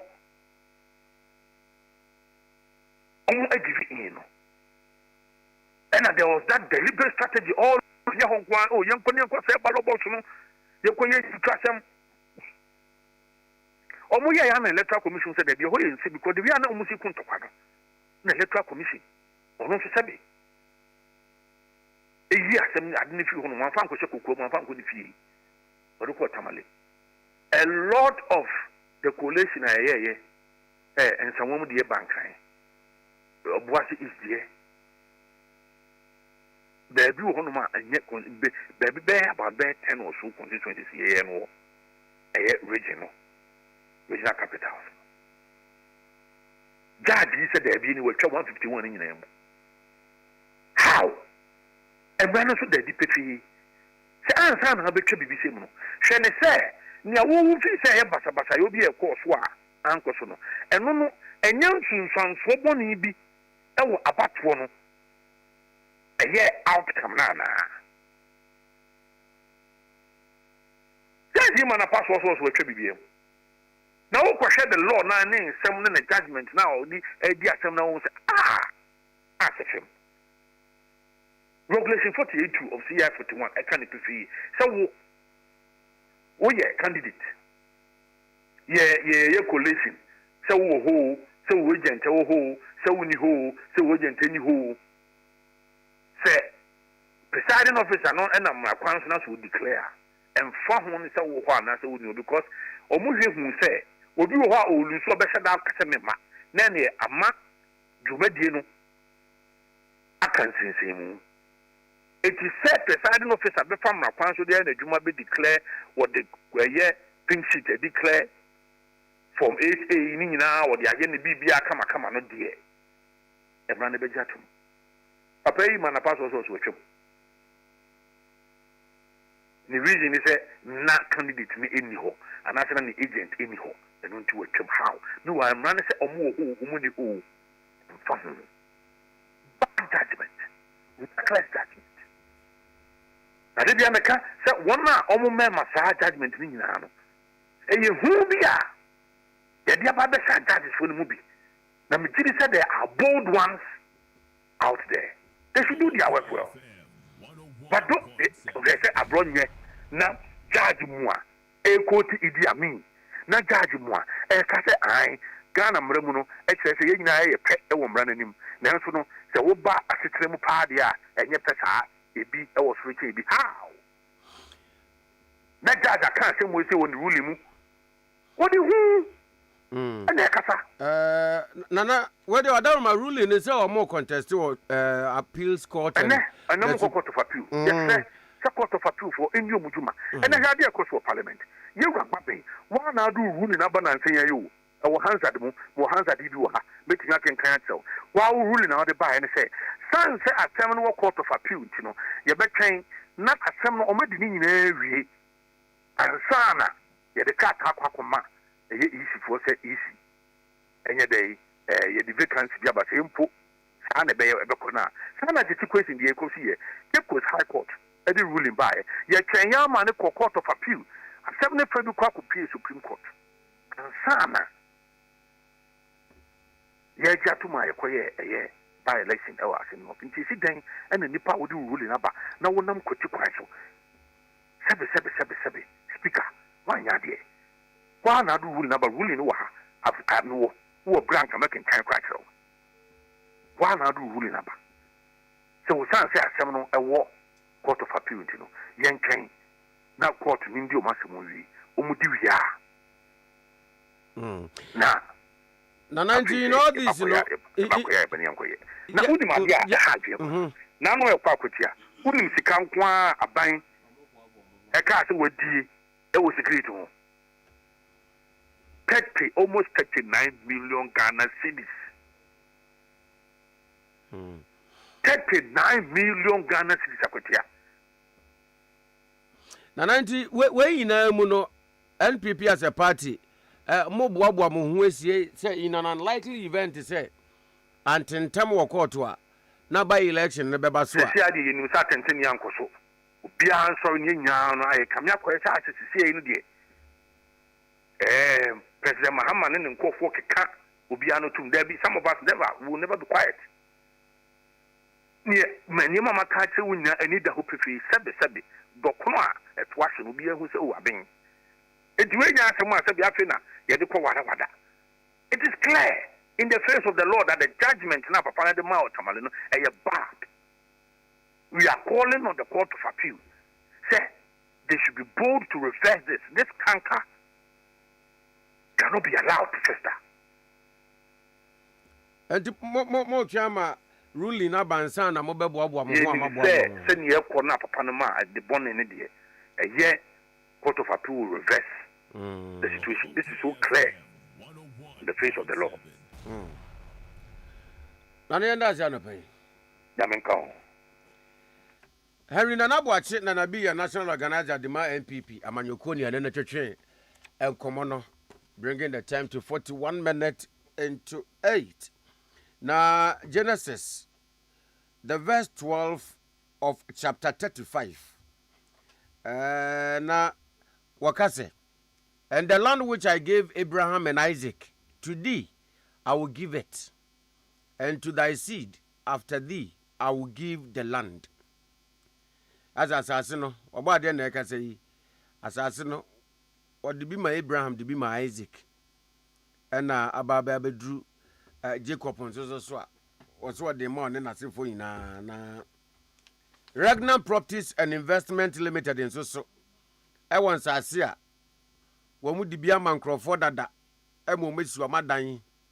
Ebi do amodie no aye project ahodo ewo prampram Tropoli Gomua Akraman Gomua Poten ewo Winneba highway ni so Krofo ni anyu amodie yomo project ebi di si hotel ebi di si guest house ebi di si movie house ebi di si womo residential apartment ebi di bi ye estate.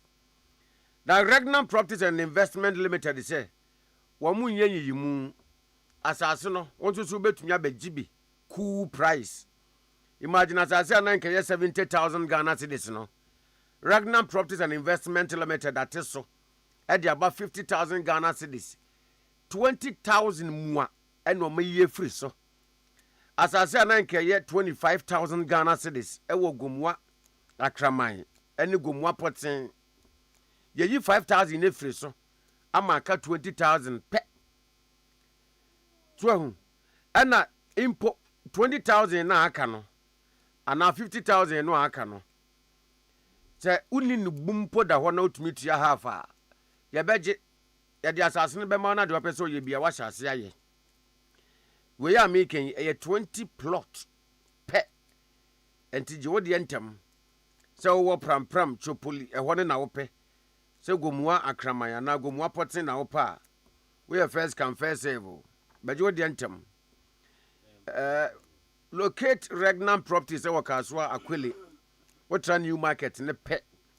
Your number is 0549 544510 0549 544510 and 0530 720920 0530 720920 Ayinwa aso na machie amejuso na bokode Ewurade adom ne mpaibo ye ba na ye ba vim yayi ewan na vim ode ka je temu we ye temu vim temu hewale yemi hewale asa ewale no asa ho ye o ana ya dim ya bo ho wonti apo e ka va no de haba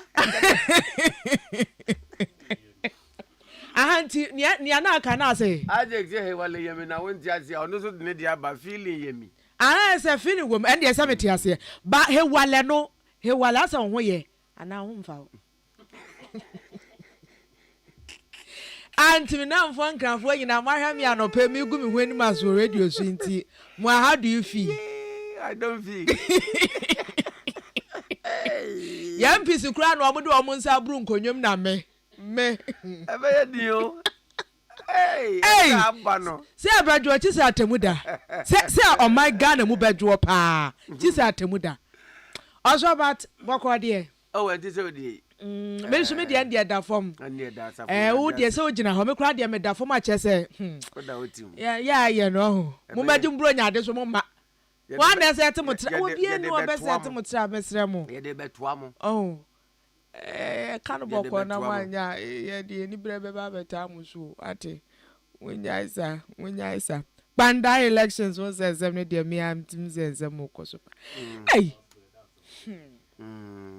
ba so me ra ho pa o anope na making kan sem bia daily graphic de ba ye strat commissioner na work as sika Ghana for ye nam katase hye ne pro ye drum de so ye hwere e 3 billion so nim se sika wo man mu me daben wenye bi wonim se sika wo man mu ntokro no ni anyu ko no na wonni bia bi be dan nyunu so wo bi nti na anyunu 3 billion Ghana cedis ana kra Kenya mwanwa dollars and anyunu ko e wo ministries department ai and yet wa ye hwe last na me bisa se Gabon ha ya former first lady ne ba yes o makoye corrupt practices bi ma ya sentence wo mo koda prison ai enye time na enimu a nka other African countries a womo so omo chasa na to honom asa yenye de yechi Ghana ha se ne yebeka cho se yetwa quarter bi de ato honom se bra betua wi a fa hodi sika no yense charge o ya nya wo hwe enti eba no sa de na kire se ensha foforo nkran se ade kura mi wia na mi di a yebeka se mi ntua 60% ne aka na me fa me honkodi to obewia wo wia wakwa akotua ohene we minu mienu na ku ezisi so mamu ye hu ba kokora ende no kre enti enim asunsun so also we hu bi me hu bi no pani Isaac de ba ku si na bre okay sa dan no tua no fo ano na de etene se ya bekin kan devastating effect no okay am ye hu se enye anya kura no ye hu hotel Rwanda so sometime in April some movies no ma ye hu enu po mo act ye no kura mo se ne fiction no kura na ye hu no a utumi su no just about 30% of the reality open short hand and as a long hand Jesus me kwa ma no so akwete nkoma ababat enra da bia na 3 days na nam nyo na na obribu an kasa na wakasem bi se hu se Benin I attempted one no mo ye nana yes any Guinea Bissau ne others ne disease na no bribu an se enya no wanwa na ose obi obeka che ose sa ku na to betwa no titru Africa no nipa ne boa abedin na de ekosi yanya ha de Krisosum ne Ghana had ye pasem surasem hey ye be kasa radio so mempene ne ye de nsa aboho ma yanto abawie na isi nka se asemesi we na edi nkunim hey ye wi a me ma be medwuma me na na be kɔ na fuom ne wan na me wa ho de abetire bayi hwe ya de Egypt won was Egypt no one ever dreamt or thought say Tahrir Square ho Hussein Mubarak abreso bibi besi ama the citizenry will hold them accountable to the extent say several days and weeks so mu nidi what Tahrir Square just say attention ya adwuma on the former leader. Ghana hano a bad thing. A bad thing. A bad thing. But bad thing. Sometimes we take in some bipa na last local government committee. Wamu kwa tena hedi yi si jimpeni mfo yi. Hwede wamu kwa keka wo. Sika ye twade amamo. Ene sika amwedi abro so na wuntimi emu nkonta. Sika ni wonte wose atoto electricity mu ansa no motumi aye adwuma yi. Wonim se na ebi pre 200% no chese wo mate so ama ye ne 9% no. Wan hwe yi a won wano bepa. Na o feri fo bia ka sesa umu ade we nyina na yete wona ECOWAS fo na wo mte wona wo mo hwe ne omunimu ane so wo ntena sa asa ekuo bi wo Ghana ha ECOWAS fo ne omunimu ane se mbetena se na aman no ne oma bone fun se tantan akoso alaza wa ye go tu aban egu pe no ma sori atwa nkrata we condemn ya so ni in fourth eyi ne wo kwen as a template da ho mi wa dia eye obi di ye na ye o ya na wutie mu se yesisiwu meboa wo di onim si yesisiwu ama a former president ne yere hwese da mode ye hwe adwuma mode ye no it's allergic crazy asojafo yi ekwoche no kra they sexually molested her oma wo di omochi ahu utumika se ai me time in office no aso but me kon me said hu wo bia obetumi esi anan ba kwa nko na nyansa wo tirim o se ba kwa obesi na nan nso wawu enti obeto aso ti kro nwa nyansa fo bia ni ho obuo mu na agimifo ba me nkomra akasuma du na nkro abo yete nkomnya so wade ache bia live no K101.7 of FM University of Ghana ni yedri lecturers a wo mo ho baako awo Ghana mpuntu ni Ghana nkan konsempa na Ghana yie de na komato Dr. Ochre Ankra Dog mache yani ya osofo patron na ho to say oh nyame adomeye Dr. na wo so the assistant pastor Isaac and Deaconess anopay oye newspaper review ohenewa metiao wajojo wajojo pa osofo na apom nim to say oh apom de eye pa na ye nsem ni bu o hwan se wo sori na otete se ya na obisa ho se enti se bio ye di 65 years as de ben atra sadie we strength ye ntumi ntu ase ye da ho ko sadie we se enema ni bi ha doc enema ni bi ha o enema ni bi ha osofo ya yisano na ye tie GBC news na wutia na osa wotin sem ni bia ozu akina de say yo munya hwenka ade beche so na ya san ka asem foforo de bia ni mu asem na anope mewira ho ne ene say ya say galamsi ese oman na mpani atu ho anamon ya tiwe galam stop ya tiwe sisi ya tenamos galamsi ese yenfio galamsi ese ya forest ya mo asabi nyame ma ye we got opportunity ya wo ye crash no na ye ko nwuram ye ko forest ma ye nyanwa ye nyamire ye tetia aban e wo nwuram ye dia besa ye ho yare isi ya galamsi nti ye say ya forest nyina na isa omuka bibitre say when the last tree dies the last man dies yantia se ni ya san ye hu se sana enuya no any plants in general no they give out oxygen and also na oni fathers and we here na de enyankwa the same ya ne plants ni ho de a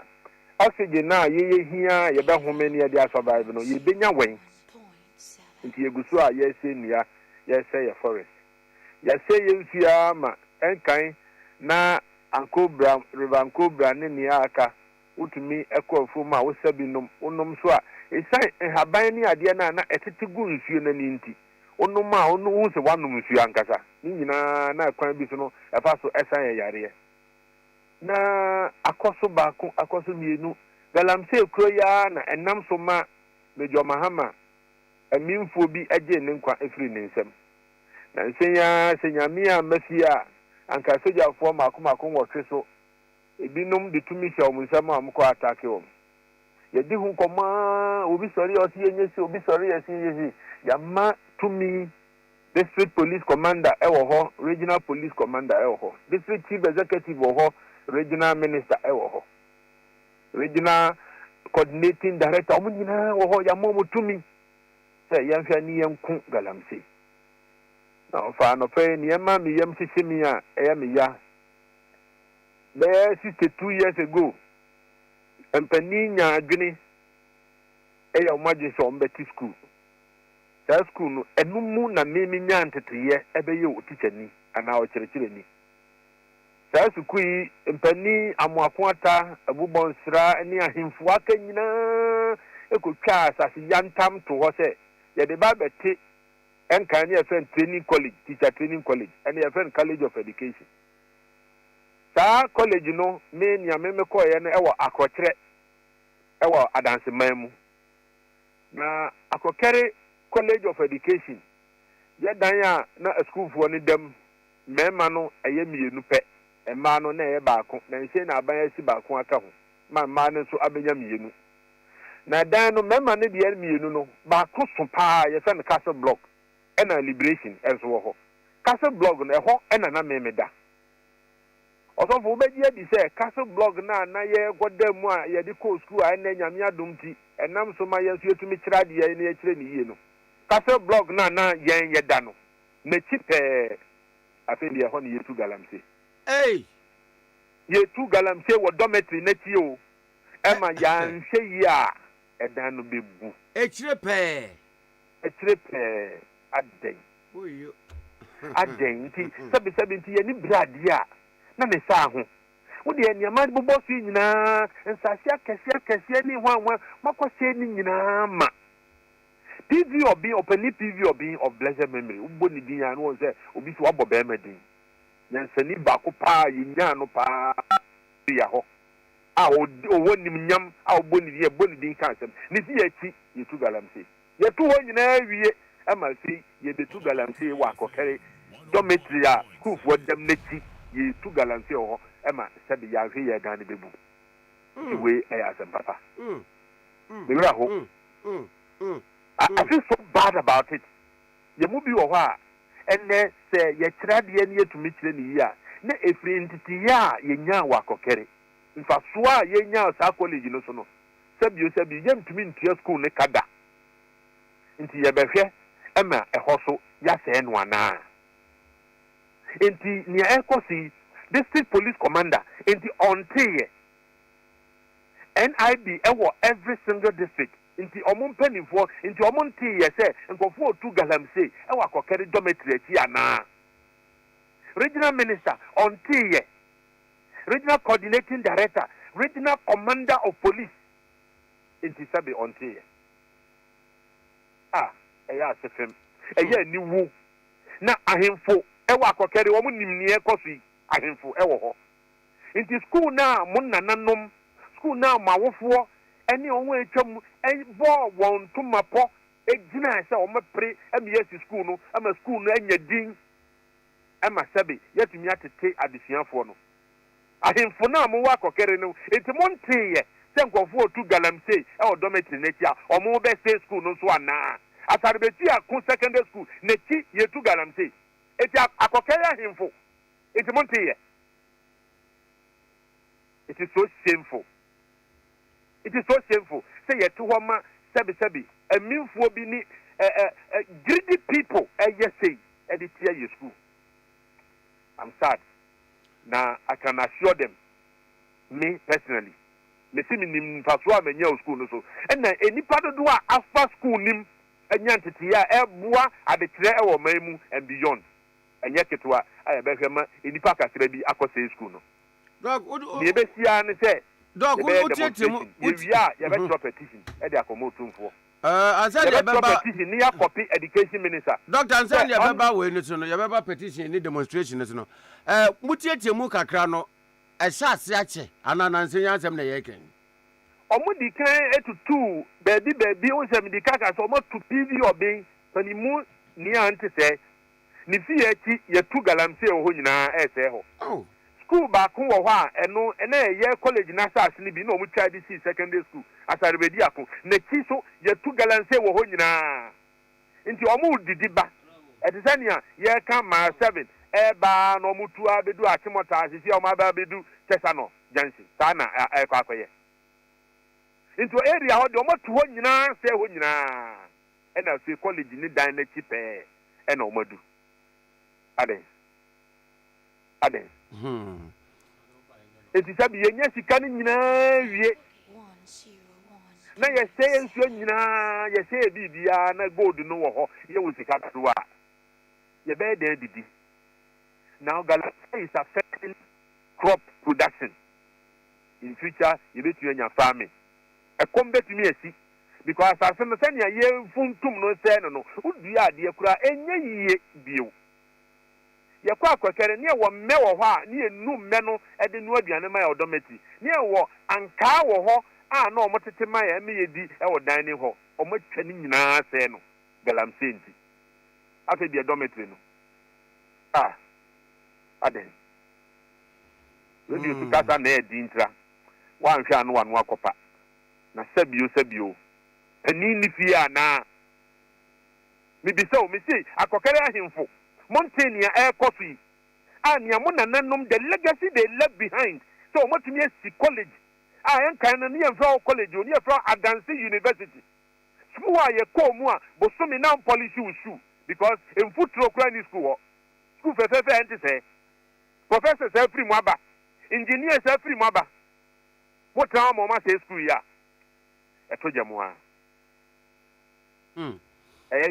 ya pa the bachelor petition as all students near the accommod tumfo say nana so mu a wodi kro no hia o mo nsa no so mo ntimi hwe kro nso dia yesrew ye hia asem nie near the copy accommod education minister and opay ya ye ka say here education minister say on hwe no mo si dormitory from ya media betimi aka say ni ebetia ne say ye eni budget im ana eni sika dodo ho de mo kakra na e wo ho no so a ye hwe mana say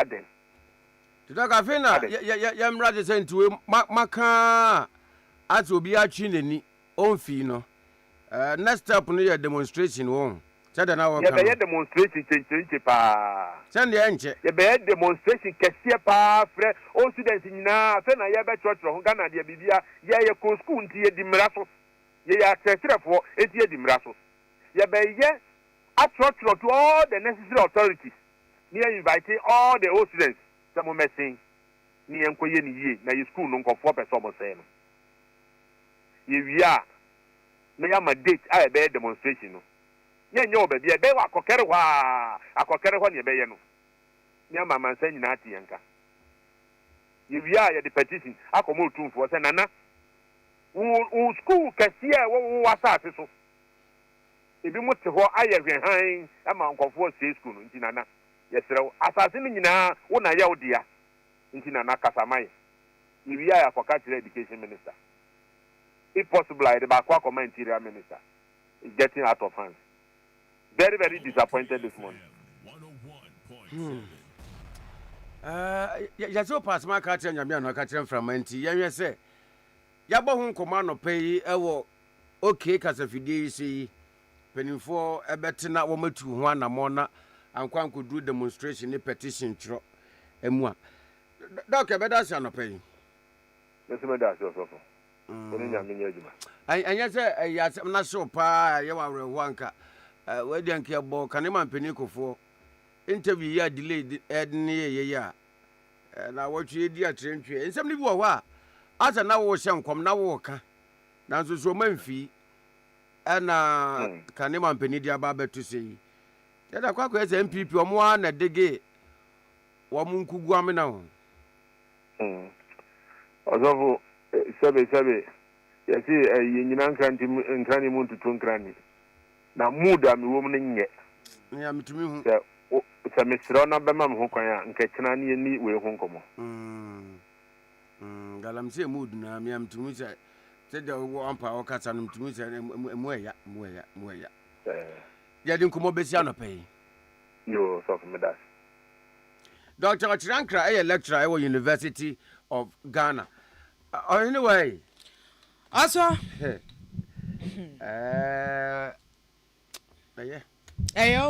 oh say aban we ba ye no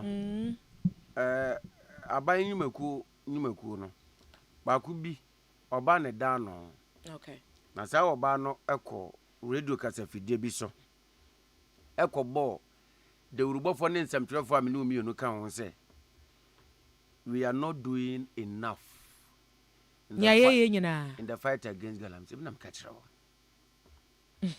Mpacho o cheche nia yenya na mentie ho na mebuafu ton se wo bo obi kwa adu ne ntansa wo wi anka wo kire no remedy no aha na nipa na etimi afa so because me hu ni ansentro for yensa anya biemu enti ye kan hwe name osofo yi enra wo ma mebo ya mane ese wo adwuma ne de wo mo ye na politicians ni ahemfo any one ya gidi na ye frefre mo etwintwa man omo tie yedi wo what media enti ya the report oba ya western of one no David Otonkra chasejiri our Tonkra western region one hwe day in and day out abrante yi nam galamsey site one areas why man ye de akoso nyina ma yehu krobia nu a waga na ase yi a wohene nim krobia nu a e waga na ha wohene eni ho ai zentra for ye wasase na ye wasase a e concession was so a ye ka mo politicians ni himfu munya ye no ye ni hwi ye nti na ye nkosonka ye jai Ghana nsem nya ne aba bedi mochi nanka sebi mu sa de we sei eye national disaster ena eba enka ye tu ase obi ba hwe sojani mojammo no fefefe galamsey yi huntu wakowu ya jana yire ai Major Maxwell Mahama me ka kirawo se yesusu so ye kronfo enso no wo kokoboase ye ntu galasi o ni yesia ye se den we are not doing enough nti yenya den soja ni kura onu tuo che no kura no akoye eno kura no wo aye ne sensenam na mia misia ete name of for ne se hemfo ne politicians mu na mo sa nti ese no yenya den also e no mo mutu gala ne yeso omu ni mo ho ana yes politicians na nka so omu nim se asimesi we na etu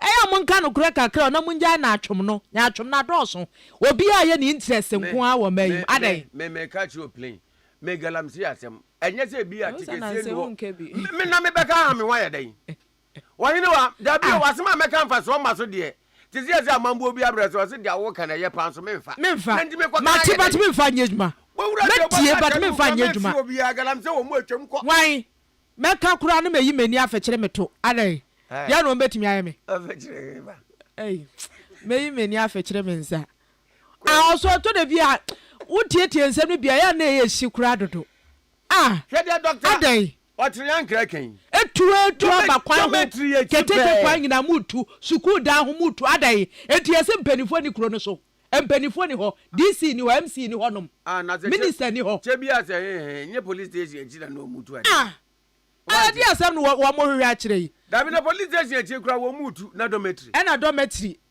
na no nine months asem ya no wo mu ke papa flight can e work what is ye bo mi din say ebra ye kwache omo no ye ka say ya friends and 20 bi o ye adwuma despite me mo TV visa galamsey ni de yeni ye tumi ntu ase o tom muni ne ekwaso memi o Joe Wise honorable Joe Wise I shoot and kill mine sasem na wo kan ye na ye ne na nya adwene no ana bi hu say ye serious shoot and kill no me na me ka kire ye do wa ye hu wa pepe ni abotu memi so so obia memi oso abotre oso anya abotre asem David mintia kaish me dia tuji assistant kura hwe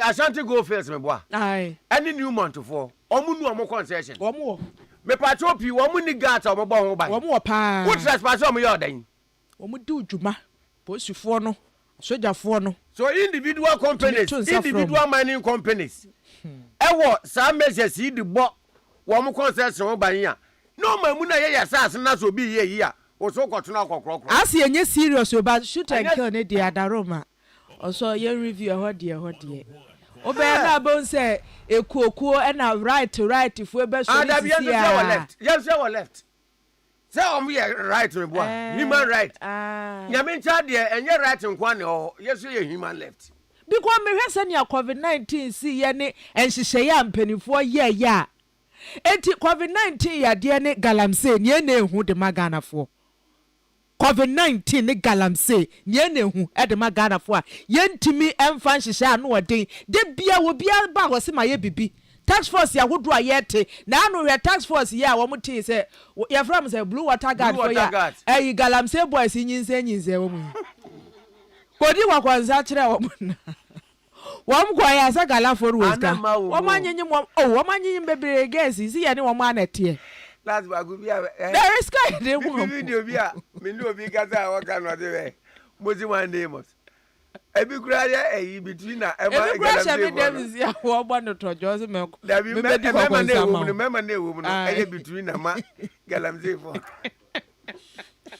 enye serious o okay also enye serious o me ya se mpanifo ya wo mo ye hwe han e ma no se ye nkranzo fu ya manfo amaso a samra bo amikro wo bi eniska wo ko kranzo ya dia na ministers bi top is the free UK anu wa dia ba bedi non kran ba pa won semadu tis non kran ba pa won semadu Ade Akye Abia live on OK 101.7 FM suni ye ko ye nim no say aboma mane dada enu ade si o mrase bujafie choka ni he ina no anaji si kapanya me fa na kransie na wo bebi aya wo tabu po se de wo kwa aten de wo ba aten de ogina ho na wo aten trodo ye ko mrase bujafie na ye ne honorable weko Vincent asefo ye tafo mrase bujani a member of the minority in parliament ye ne monkomo honorable Mache. Yeah, me just go. What's another call here? Na me dey na try na. Yo kwa koda no. Ebe na ho so children po yankopon sa. So in the words of Montwa Jay, pray to God says, whatever deity may guide our life, dear Lord, do not let me die tonight. But if I shall die before I wake, I pray the Lord, I will accept my fate. See, go for my holding. Now, one ma young na sorry na katamata abujema reading comedy. Asidan ko to ne de bama no. Asidan kanidin na anran so na ebi se showdown na na ekọ so ewo emrase bedwafie de yehu ye na yehu bi akyede ekoba ne say. Well, it's already in shame, but the crime share the people of Waterford, Pennyford Waterford constituency, Uncle Pennyford, Michelle Bibia. Somewhere on the 27th of November 2024, and the Speaker of Parliament, Etna Jum, a car in Senbi, a shame. He gave a ruling on the Pandai constituency, or if you like, parliamentary election petition issue. Now, then some more catch a young man morning now, and I say, number one, say a year will be the Assem Kodai Court, as Assem no a parliamentary election petition won someone. Say a court parliamentary election say we no be so until 1 0. say court enya de na temu ba na temu na nson echi saa na nson no ekyerɛ sɛ wo judgment there na so judgment no ntimi fanya hwee. It means you cannot execute the judgment even though it is executable, but it can only be executed after 7 days. Yetosumieno. Speaker of Parliament Samaya Sote said, after the 7 days, there will be a day, a year application, and as a motion because dime a year court, whether the Court of Appeal or the Supreme Court, by way of saying, oh, in the case of the Court of Appeal, I am appealing against the decision. And I say, I am making an application, say, there should be a stay of execution. And only after the 7 days, The Speaker of Parliament was very clear on page 4 of the 27th November Hansard. At page 4 of the 27th November Hansard, XFFA said, Ade I will say, under the application, it should operate as a stay of execution. It should operate as a stay of execution. Just the application, I can know. I was in the theology said, won't to me and go ahead to execute the judgment, Debbie. The only thing that you can do is overtrain until there is a final determination of the matter. I want to be an idea. Like I said, what's in right? Pastor Anthony in America. These are the words of the Speaker of Parliament, and I'm also referring you to the Hansard of Parliament, official report 27th of November 2024. Until the judgment will be executed, the Panda MP remains the Member of Parliament for the good people of Pandai. Remember, the RUPAL, that is the PNDC law, is it 124? I may have to double check, but it's PNDC law or something. I'll have to check the number again. But that's the RUPAL. Clearly says that the on the 7th of December. Na se o asem ka na se onto ho asia e wo se utimi ema yehunu se ontie elections na se until they call court within 21 days. Within 21 days. It's very clear on that. Within 21 days. So after 21 days, you have acquiesced by your actions or inactions. Just what you have to, so whatever transpired during the parliamentary elections.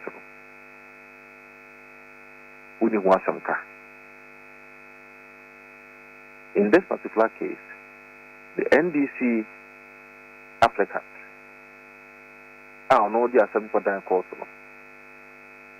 filed the processes way after the 21 days period. Or 32 days after the 7th of December election. So it clearly means that something went untoward. And so we felt that the Speaker of Parliament could have stood by Onwane position. Onwana Samoa Waka until the 7 days in a chum. na nipa no the application akọ no until sasa determination awie no obi ani ho asamoka nti ye ho nkan hyemu by 2 days ago and who's a class have been enough. The class honestly the clerk of parliament go. A clerk of parliament that throw their comma a year the electoral commission say electoral commission and conducted elections within 30 days because parliament had declared a year Pandai is no vacant. And I say, now we different. On what basis that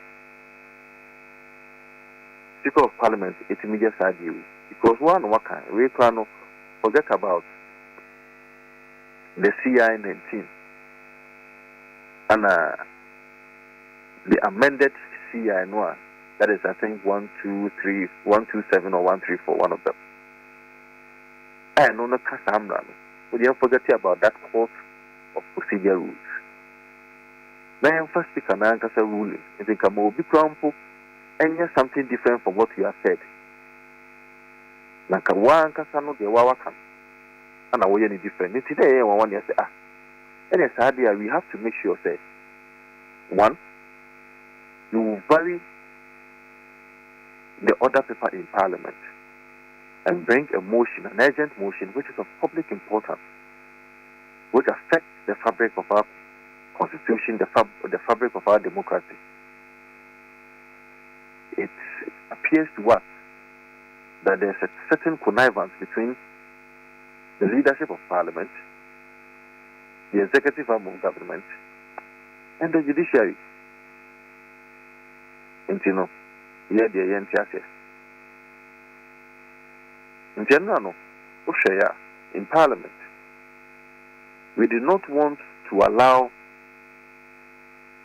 the leadership of the majority, so back I say, if we say, the problem was caused by the Speaker. So we wanted to hear from the Speaker. It is the Speaker who will have to let us know on what basis did that letter go out after Onwankasa ruling. In Tushaya, anytime the Speaker wanted to speak, we allowed him and we wanted to hear from him. But we were not happy because he was not ready to also address the matter, except to say, this is a majority forecaster. A majority forecaster, we are time on the panel or the ruling number. Ruling also what the kind of ruling number. And mind you, in Parliament, parliamentary procedures, the Speaker ruling here. If you disagree, you have to come by way of a substantive motion. A substantive motion. To tell the Speaker, say, I disagree with your ruling, and so I want you to review your own ruling and give me a favorable ruling which I demand of you. That's how it is done. And so, if there has not been any substantive motion to vary the ruling of the Speaker, then as I let no crown pour out, is it the case that the Clerk of Parliament voted sumut without the Speaker of Parliament being aware? Is it the case that the Speaker of Parliament directed the Clerk of Parliament to write the letter? That is a recipe for bad faith. I mean, that's a recipe for unprincipled action. It's not characterized by good faith. I mean, it's all characteristic of a fair leader, a leader who wants to make sure that there's peace, especially when we have made these arguments on the floor. Say, it cannot happen, it cannot be possible. You have to be a fair arbiter. Yes, we know so you end this in the moment you don't do but now so you Speaker, it should be a fair arbiter. We do not demand of you say on your bias and now say we do not demand of you, say, only in this in you. But the position that you hold demands of you to be neutral.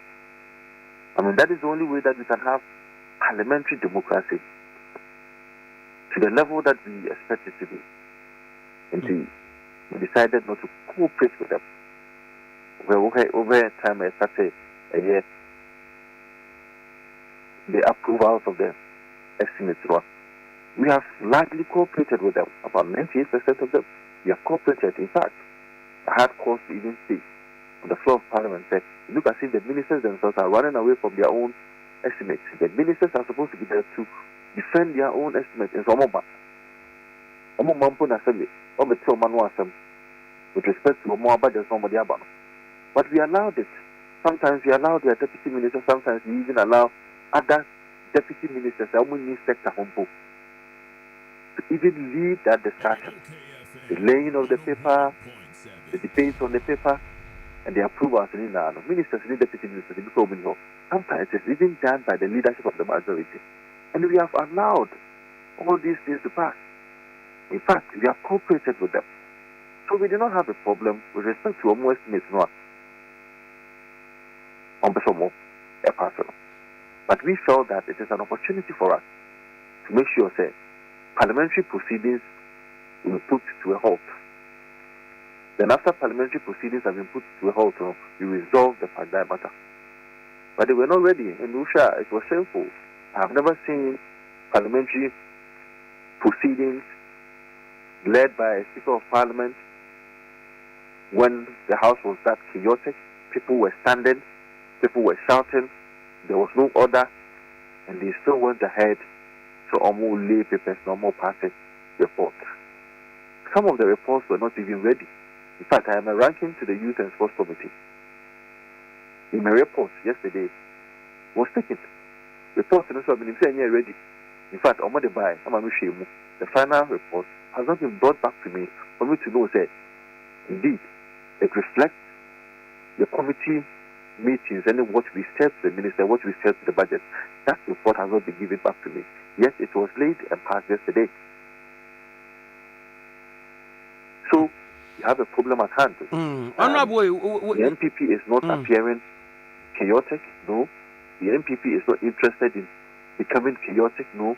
But the MPP is only interested in fairness. We are only interested in making sure that the right thing is done. We are treated fairly. We cannot be subjected to some amount of unfairness because of our numbers. And we believe that we will sustain this resistance as long as we can. Honorable, some questions in your presentation. Now, because now, we'll find out as to letter was it written by the speaker, and I say Clark Nena or Troy on behalf of the speaker, under whose instruction it may be. If senior speaker and a Troy, one a Troy and Yadia dinner, does it mean say we na munya answers to it? Who nipa pote or issue letter no at the electoral commission? Yeah, it's very difficult to know. The right procedure should be say speaker on the bed directory, the clerk of parliament to write. So because you have not clearly heard from the speaker, we can only give the speaker the benefit of the doubt that he knew nothing about it. But if he did, it is at variance with Onwankasani rule in our Maya on the 27th of November. In fact, I have tried to send the hazard to Isaac. And if Isaac has it, maybe page 4, everything that I have said is in there. Speaker no kind clearly. 1, 7 days automatic stay of execution applies. 2, an application to extend the stay of execution also applies, which application has already been done by the respondent, that is Matthew Mindam. So what is it again? Why are we varying it? Why are we varying our laws? He said, and it affects the international image. It affects our credibility. Say, at the behest of the executive or if like the leadership of parliament. That's when I'm winning of 2 million or more. When it happens like that, it's problematic. And I don't think that we should allow that to fester. People will make arguments, say, some of these things, one way or the other, happened in 2023, 2024, it is an argument that we can have another day. But the glaring disregard to your own ruling is shameful. I have never seen some before me who did that. Say, one customer ruling, and then, what's now by why are the people out against your own ruling? Who does that? Honorable, where I can say, no, that doesn't mean, say, Enra, Cassani, Muno, speaker admit, na. So, when you fail to speak to it, okay, what you say, a ruling, no, which is a he is going to speak to it. If we go, last one go straight to it, we will resist it. We will ensure the sustained resistance. As far as we can go, we will do it. The democracy belongs to us. One person say democracy more.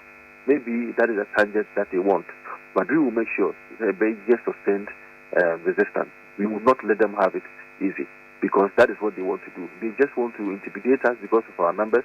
They just want to take seats from us, see that they themselves know that they did not win, but because they are in power, because they have the numbers, they want to make sure say, Omo, they also want to use this as a strategy to also test the waters with respect to John Mohammed's ambition for a third term. We will not allow that. Omo de Baba referendum, they will come and meet us there. We will make sure that we resist every attempt to make Ghana a one-party state. People like Nkrumah and other people did not even succeed. And so the test for power, to control power, to will power, I mean, sometimes these things become the beginning of the downfall of a man. And that is what the NDC is doing now. You will resist this temptation. You will resist this attempt to make Ghana a one-party state. You will sustain that resistance, and you will make sure that it never happens. In Tremor, what you are baying now, what you represent the minorities stand, no? As far as this issue is concerned, will you be surprised? Now, make us say, within Tremor, what you are maying, and Nano Pay, which obviously represent the minorities stand with regards to issue, yeah, can once a minute. Will you be surprised to read from the dailies and Nano Pay statement? Attributing it to the majority leader, Honorable Mama Yariga, saying, sir, the Amoyani in our minority, a destructive mechanism. More per se in the eyes of Ghanaians, no, women are Democrat, but you are not. Or person with the Chamber, Fie Ejuma Anemu Keke. Democracy, interest. It is just part of it. But anyone who disrespects democracy are people who say this today and tomorrow they will change their position. When you have unprincipled characters leading a state and leading your parliament, it becomes very problematic. And I think that Mahama Yaiga may go down in history as one of the worst majority leaders that this country has ever had. A majority leader who cannot even go to his constituency, ultimately leading the constituency, is the one leading parliament. You're already a failed leader in your constituency. You're already a failed leader in your own backyard. Because you cannot come elsewhere. Ultimately, yes, then how do you come and lead parliament? And so the competence of your leadership is tested by how you even lead your constituency and stand out there back to you. And so I do not see him as one of a good leader. I do not see him as one who can bring parliament together, because yesterday when we were doing that, any smart and intelligent leader would have retreated, meet the speaker, meet the minority. What is the issue? Can we have a judge and cooperate? Because, yes, you can use your numbers and use the speaker to say, I said, even though under chaotic circumstances. But it questions your leadership. Because on our power, if this democracy goes down, that is you. You lose it out, even though Ghana will lose out there. But you lose it out. And so that's what I'm saying, that his leadership has been tested, and indeed, his tested leadership is one that was a failure. It's one that I am disappointed in. It is very embarrassing for his credibility. It is very embarrassing for his integrity. He has failed the people of Ghana. He has failed Parliament. He has failed our democracy. He has failed the 1992 Constitution of Ghana, and he has failed the history of Ghana. I do not think that this is the kind of leadership that we want in our majority leader. And our majority leader who cannot bring the House together. A majority leader who cannot ensure that there is peace in the House. A majority leader who cannot engage behind the scenes to ensure that there is cooperation. Is not a good leader. Cannot be a proper majority leader. He has failed the people of Ghana, and he has failed the history of Ghana. Honorable, Yansha say a Jarson, he will speak to the issue in tea. Yan dear a basin that then Yababania Betron Comoiso. Yane Honorable Vincent Tassifua, altar from Rasibajani, and a church on Como Fan Rad, you see, on Rasibajafie. It has to do with Pandai. Once and some you know what? Asofo. Whatever Mama Minko and point homeopathic clinic in Brazil here. Okay. Me ba no de Nigeria Hokakabu. Because bronya na ye kodi no, ye mu bi ye yi ye yam se bedi. Enti ani kwan se ye de yade no phone ase ye di ase ye ni. E wo se ye de ahodi kodi bronya. Ye de ahodi kodi nti ye nko end point bro. And nti no wonder say omo ana sebi womo ho emfa womo a womo ntia pono na womo wo subra no ho Bethesda because na ehwo na ayaresa ho. No wonder say obi a stroke akanato a wo pese osanso nante biyu otumikika no ko bate se kane no. No wonder say aya okọ endpoint homeopathic clinic. Esense ehwo na stroke ayaresa ho. Bema prostate cancer nti sebi light of is na him na ne drobin enso nko anu odigu entumi manimu so ema wonni agora ade atenka ba nipadua mu sa nipa no ekọ endpoint homeopathic clinic a osini dada mu eye ne dwuma se de se na fata nya the feeling of the azozi endpoint homeopathic clinic I had the pool of Bethesda. Ayaresa wo ho. Enti se obi hu mfa no obi ntiapo obi yare na so okọ ho a. Wakobe bi ayaresa wo. Yare bi atete wo. Yare bi a wodi atia no munura enko. Yare bi a Dr. Dubu atense bra.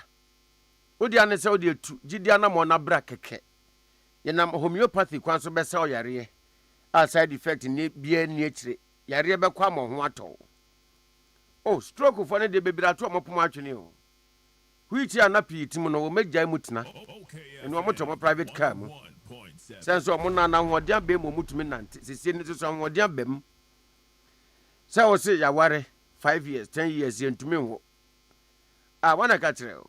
Or don't for kind want it, was one will be a bonini.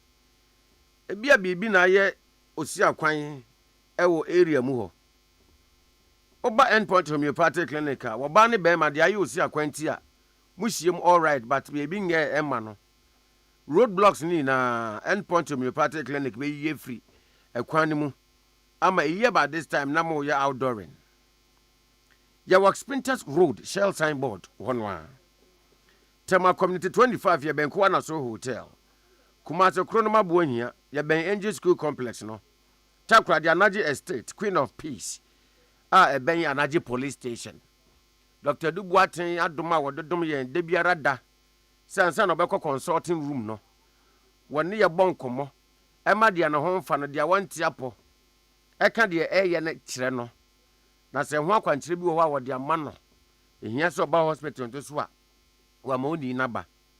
Edenti Dr. Dubuaten number no straight up any 0244 86 7068 0244 86 7068 and 0274 23 43 21 0274 234321 Fred Dr. Duboatin says sia kade eyo bia kire no se ye wumpo but bia wo maame wo papa wo nua wo ba wo yere ana bia disorders bi abere ni pedua mu a one doctor mo nkomo ansa na be kwa fa dwadifo nkrato yi ohene wa feni je bo wure mu ate ebusia na no pay ya shase ade amamo daily graphic de bokrata no na ya de shase was truth and accuracy every day ensemfo abesa miensa wa ase ya na no pay metumi boas na afi mebo wure mu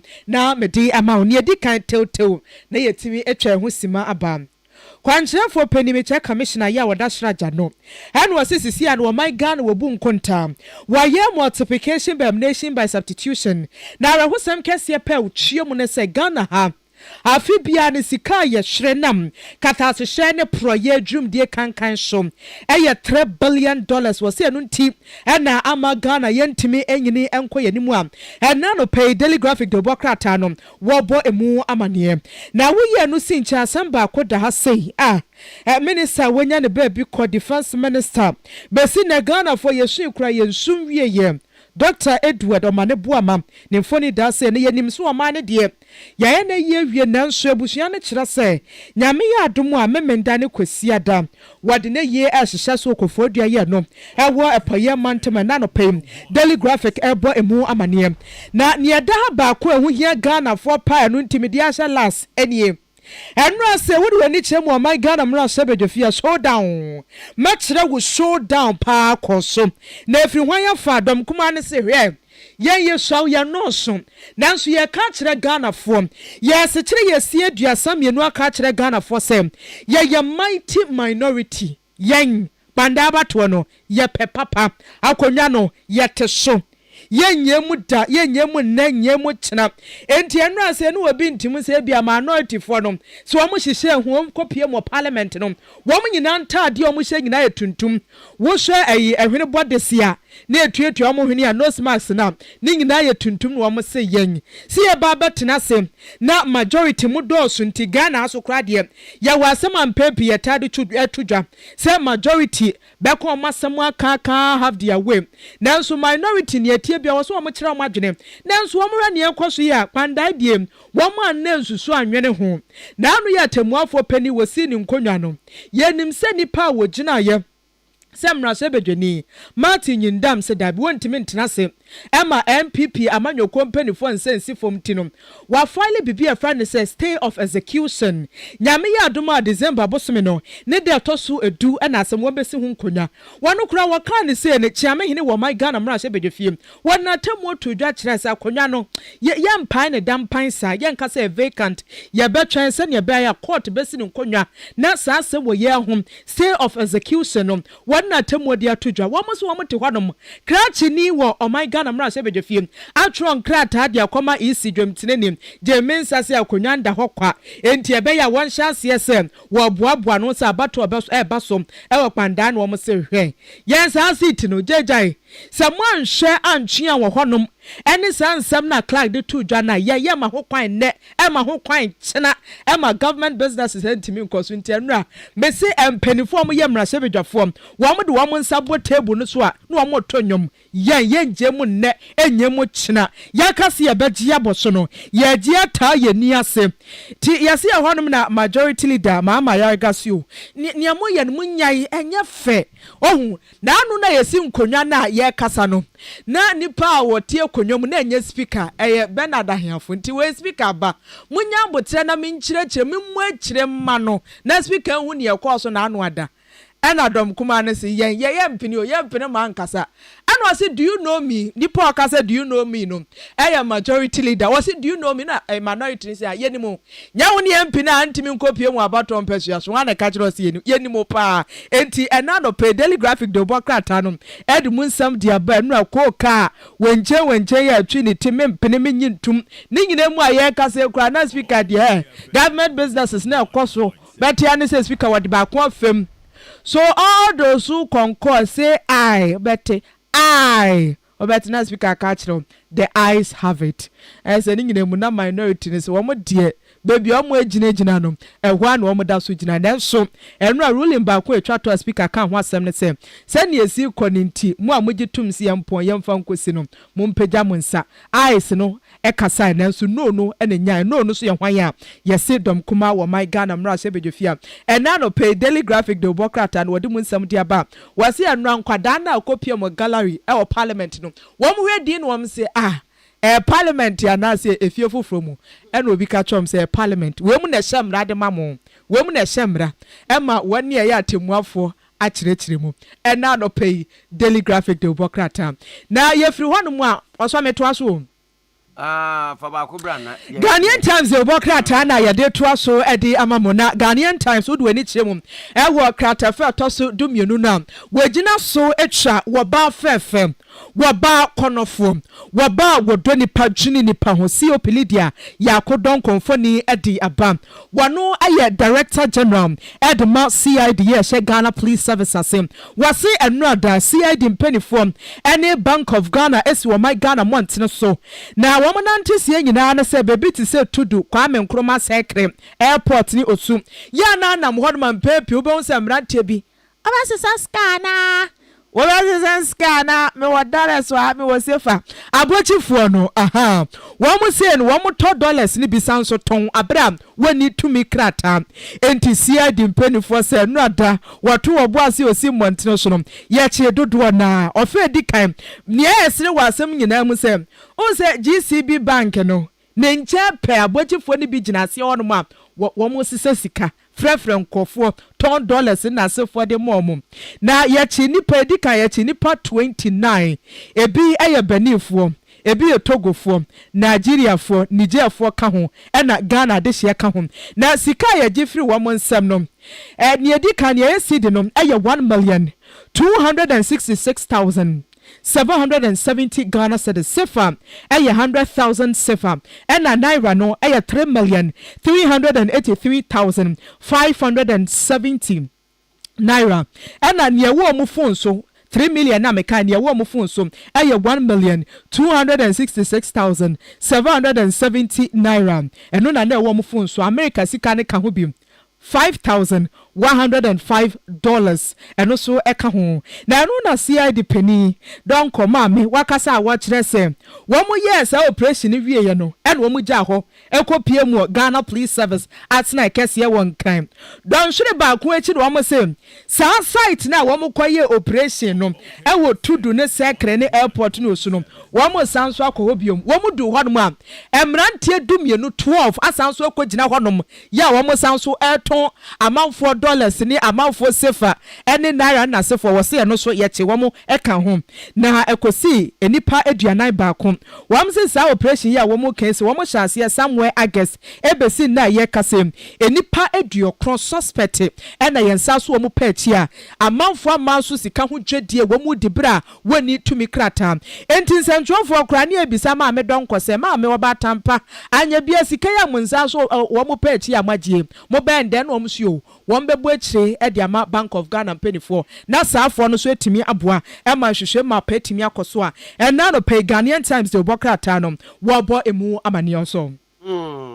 me fa vip dia no ya be kwa akofa ya boafo dwadifo nkrato yi okay na yakoba won se ye wo outstanding issue bi okay say headmaster ba ku bi nso so ya interdict no anya George dia no George penyin dia no na dia na di wo da se me kwa ba no ya kasa fa wona ba ku na menura me ma wasa mente 16 years ko na ko yuhum na se mami update bia kwa kosi no nyame adom ti wo nya kwa video ni sem funse no okosu na mo nyina mabodwa mo beje na wa watu anya ni school for no wakwa mo ya wadani celebrate you boy no o dia yam kwamra ebusu ya de wo ho yam kwamra na Okay FM 101.7 Ago fiha anti bi no ho ache me se ho fiera na aden na no bayi my bossa say men ka se me bedan ka wo efiera me be ye wie school na so minim ye obeye me mpese obeye te Agnes ye bo anua na we university a wo hunu ne ho ano no se wo be kaya wasi resource ne ba ya na me tu ofu say yenko so ho aboafo Anio adwumaku a yɛfrɛ no wo daakye a yɛwɔ gye dan no aba ma awofo ɛne adusuafo wɔne awofo ne nkodaa ne tenase na wɔyi adusua ɛne ne nsa no adwuma kwan ama no sɛnea n'adusua ɛbɛwie ne pɛyɛ Efiera we dia mesrawo kyerɛ me o mɛkyerɛ kwan wai Owase resource apa ma wo daakye ɛhwɛ wo yɛboa awofo ɛne adusuafo sɛnea obehu school ɛne courses a ɛbɛboa wɔn na wɔnyɛ wɔn daakye ho mfasoɔ sɛ wɔpɛ sɛ wɔyɛ doctor nurse engineer designer anampo radio presenter wo daakye bɛkyerɛ kwan no yɛhwɛ wɔ hoɔden Owase resource ne adusua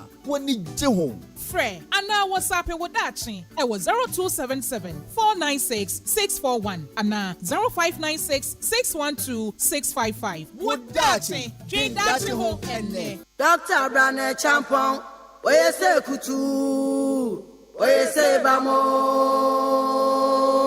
abodi abomra ne amra ne sewo Dr. Brane Champon na me frefre wi me frewa abodi abomra ne o abomra ne mama sa tonka asuna de shekonkura press before tete no onya doma sha wonso obubu wanko anu oda pejana ne ona ati wosunsu di animsem obadi enyame ayiname ani o odi abakwa mutom mianto abamano ese kutu sebam mianto abamano Dr. Brana Champo obedi kun mama yo mianto abamano mianto abamano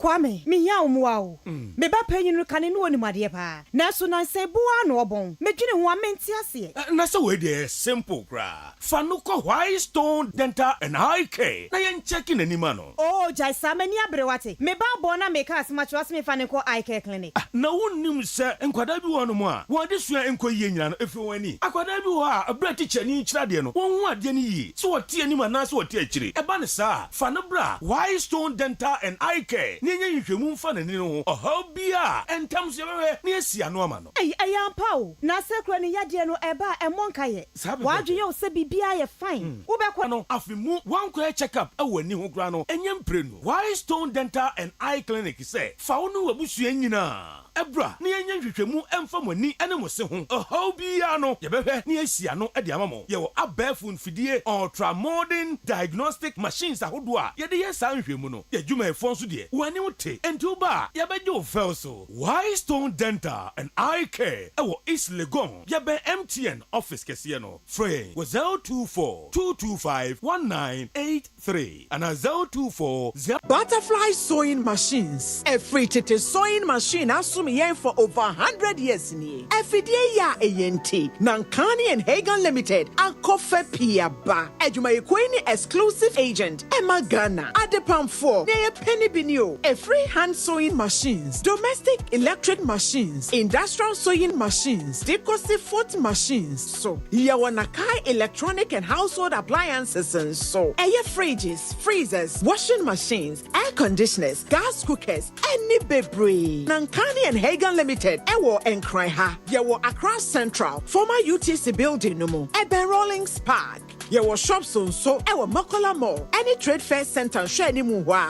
Fre 0302 666 874. Kumasi Adum. Nankani and Hagan Limited. Eben Railway Police Station. Nankani and Hagan Limited. Powering homes, stitching futures. The luckiest everywhere for everyone. Afi beye de mentinka kekeo minni mankasa if you say the luckiest season 3 asayaba. Afi mami chew ekwan a obefa so nye wo ticket but star 712 hash na di ehihye no so to wo ticket ana se ko internet no so na bo theluckiestafrica.com se bia mia community ticket no so na you would lucky number wo betumi so ama system na bia ma kire ahia wo pese wutua every 1 Ghana cedi kosi 5000 Ghana cedi betumi mpo ato ticket no ama obi foforo ye obi hero wo pese wutua enye den kra sa wo Ghana for mobile money tua na sa wo amano ne dia for bank card tua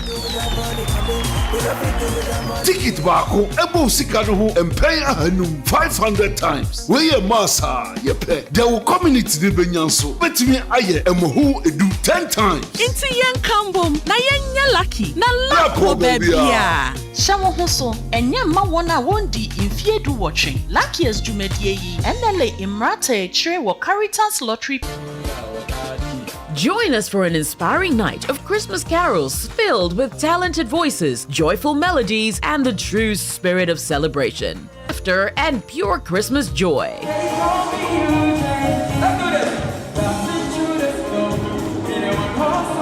Join us on Saturday, 13th December at the Accra International Conference Center at 7 p.m. This event is strictly by invitation. MTN. Kaka motobiba tiesi krombrunya brei. Omu hu tese wo bills. Nanso hwe na wa ama parties. Ebusenhie mu any programs ahodo amfa wo kon hu. Se wo ka kwa abo maraba. Weiso ana o bakke Ecobank say. Fa wo hwe vibes a Ecosmo 5-star enjoyment promo num. Mekanipa mpem du 10,000 a. Wodi achade ahodo no. Fasika 400 Ghana cedis mo ho to account mu. Ana di loan 4,000 Ghana cedis mo ho. Na di cash. Ni achade ahodo a eduru 1.5 million Ghana cedis. Afei 1 year insurance cover, gift vouchers, any dia kika hu bi. Enye no nko. For Ecobank card, mobile app, USSD, and now POS. Dia udade ho ka. Nanya discount kosi 15%. For wo sha Ecobank vibes dumu. Kaisen hye wo. Ecobank, the Pan-African Bank. Ecobank Mfro ana on sendo message da. Se fa pin Ghana card ana bank card na. Akasima num na no ndu abo. Ade Akye Abia wo OK 101.7 FM suni. Na Ecobank nhihye yeyi a wodi abase fiti sabri akopim se ebesi 2026 afifu from na ne bosum yedi kan January nsoso nhihye yeyi be ye adwuma kopim ne de twato which is 31st January no ma membo ho amane na omo a asemi ye bo wo mo amane mra e ba ye omutu ho anamo no omo adi ho adanse say yes ye no kre Nemuye. A 5-star enjoyment promo. 5-star enjoyment promo. And a Ecobank diaba. Na promo ya Ecobank no. Said the medin Kabua Maniano. If it is Abria Kwapim 31st January 2026. Na there were promo nimuni. 1 year insurance cover. Ecobank edema ne customers. Gift vouchers. Aya pepe bia emfaso wo so pa. Ya betro shopping mall afako. Ana supermarket afako. Ana eku bi edwom. Wokwa. Aya sika ene kuta wasa no so ya pepa. Eniema ana edwa wo betumi di edi no, nye edwa ketwa.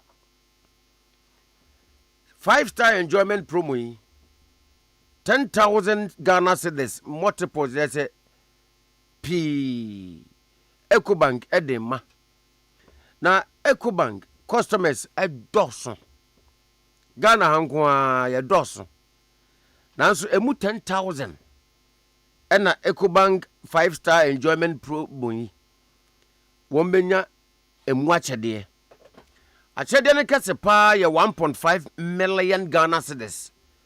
Ena Ecobank echeche ne kakrakra say water bill. Ede ama ne customers 1.5 million Ghana cedis. Ba akofo didi mi akromu nya de. Ti Ecobank echeche ne kakrakra di ama ne customers 10,000. 10,000 ebi wo mo. 10,000 customers. Dia obeya obetumi abeka 10,000 customers yi eho.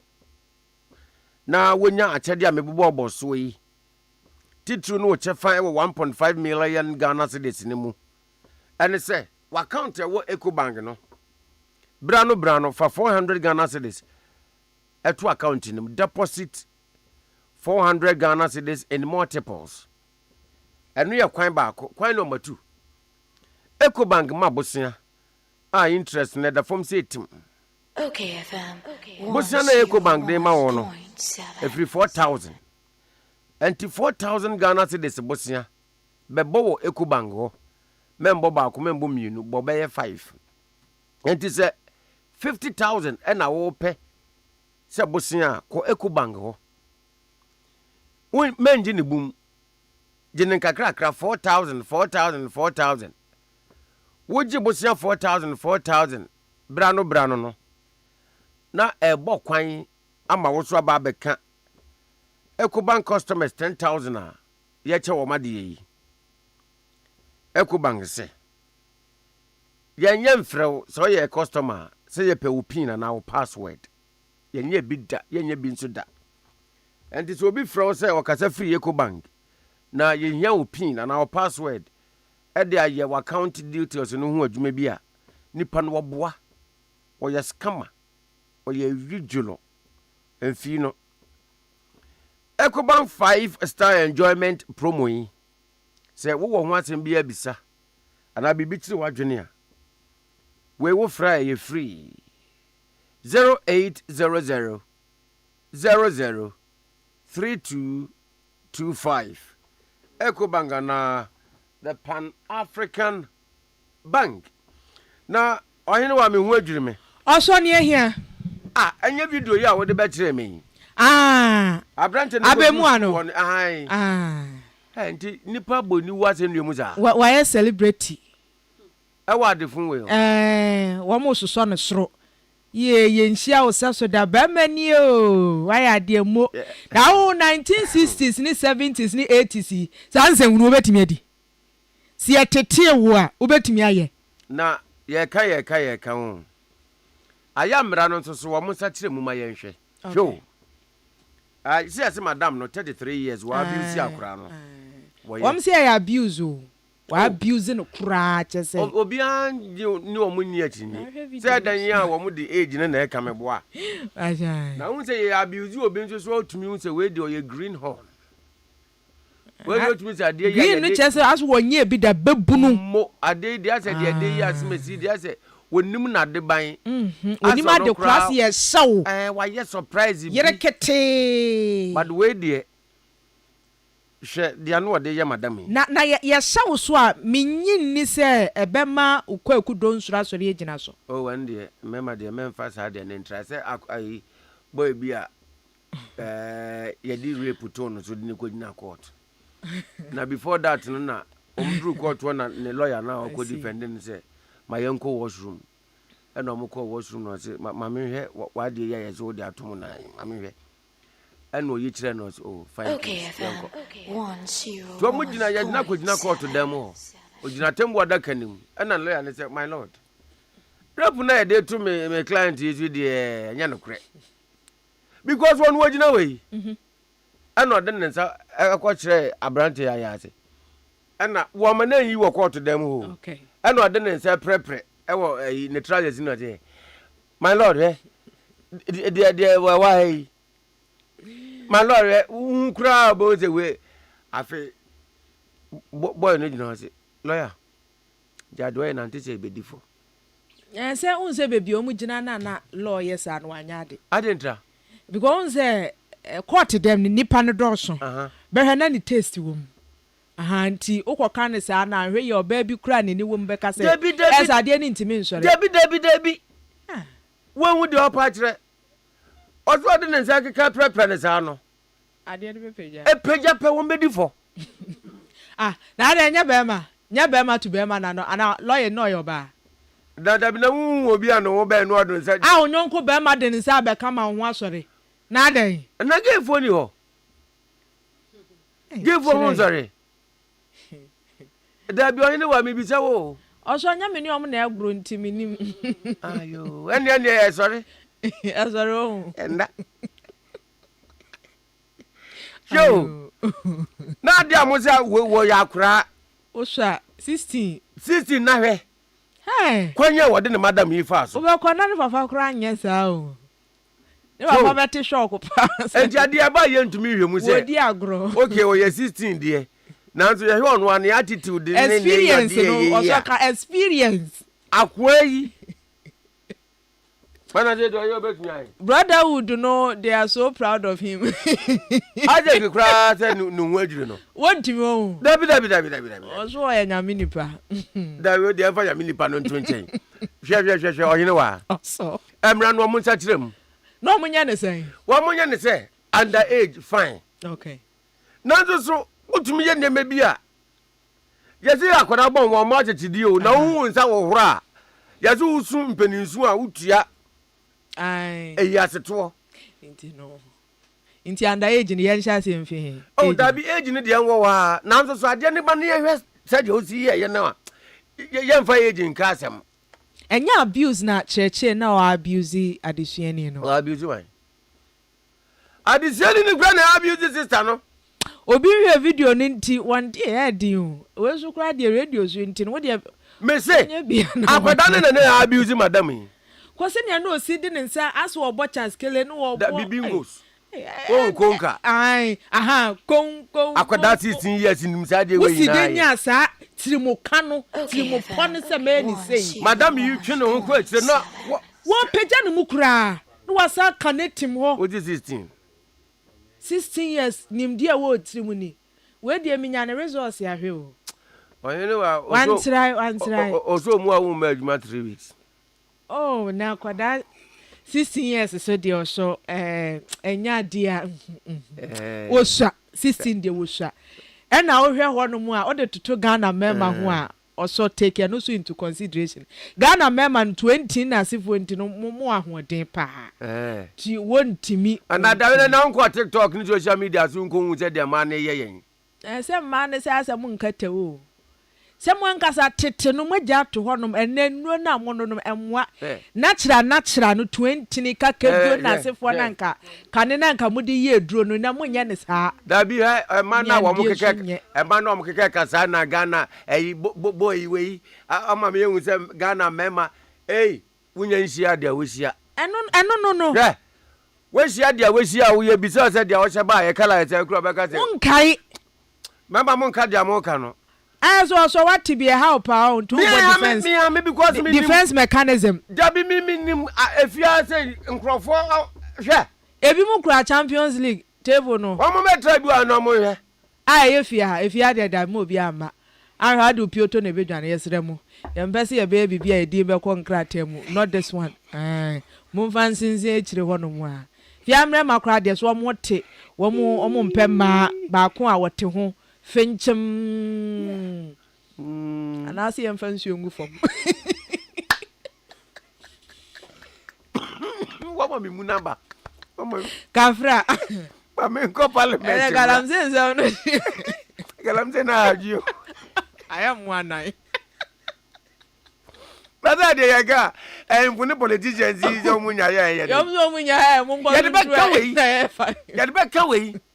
Yɛrebɛka no obi asɛm ɔte ka nti nkɔfoɔ mo nka gala deɛ no mgya sisi yɛfa 16 years hwɛ deɛ wode yɛ ɔ madam ɔmfɛre na yɛyɛ di 16 ne madam kora yɛfɛre no krompo yɛfɛre no wate bebree na sɛ monya 25 na asefoɔ kɔ na mohu mmaa me 27 wow 27 nti 16 years na wohwɛ ne ɔyɛ na kyɛ sɛ when our experience wom ti nya afi wanya foforo wo mu wanya foforo game mu wa chance ya che wafem pa watene ya atene ya because sa elevation so the man no so kra no direct into the system unit no Emmanuel Akoli ozu ayama big yemase no Emmanuel Akoli yamane bofo tun credit free press beg fie ko ime.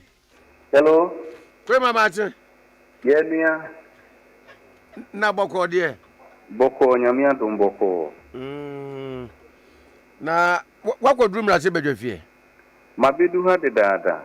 Na wakodru ye sha se firo se ho atani die. Wo boko. Oh, ha no ye boko isan se nansin emre omode eche wejuma se de dia no assistant. First na ye anopa no do 10 am. You see, almost standard they are called 12. Now the interim they call you 12. They say, almost I didn't say PT anopa no they say 9 copying 12 no.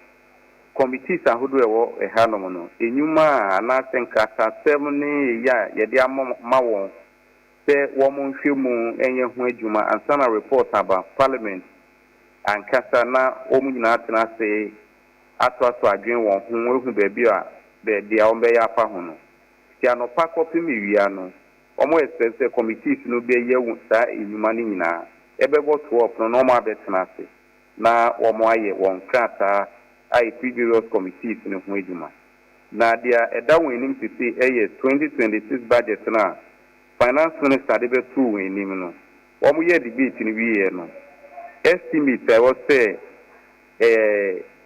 parliament approve ema ministries ahodo no eno na titi no committees na share various ministries no won enyuma so no committee dia idu so a na waba ebia education na waba na ministry no minister no wabe defend the estimate no na masiwe committee members no afi mu a ibisa questions no omo be ya na chese omo wie na report na aba parliament nti e next we bisa me sitting and kasa na say chamber ni mu ejuma no be sha 12 o'clock nti me na mo kasa die ha yidin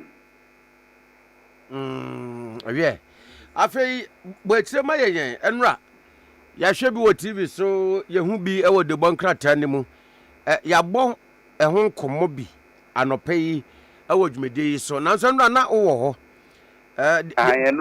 enra na me wa ha nti me bo no to fa tani enra mu hu wo TV so no 12 o'clock enra 12 no boy ya na face deputy speaker honorable Benada here for betna say omo bompa ewiye the omo ye no last week Friday vote and proceedings omo hwe mu wiye e kan say obi bia efefe omo ditu mu na afide omo be share business of the day as ya pena minority leader honorable Fankano don presori ye say owo assembly officer audituja agent statement nti say agent dia any ukutu standing orders no at the back the point say agent speaker no be man of fine nti honorable Benada here for no tia kunyomo e man of fine authority na the okan ya no na efa pandai eye parliamentary election result a court Tamale High Court bu ayefe e utie afami nu no na wo se omokotu ye kotu electoral commission sign organize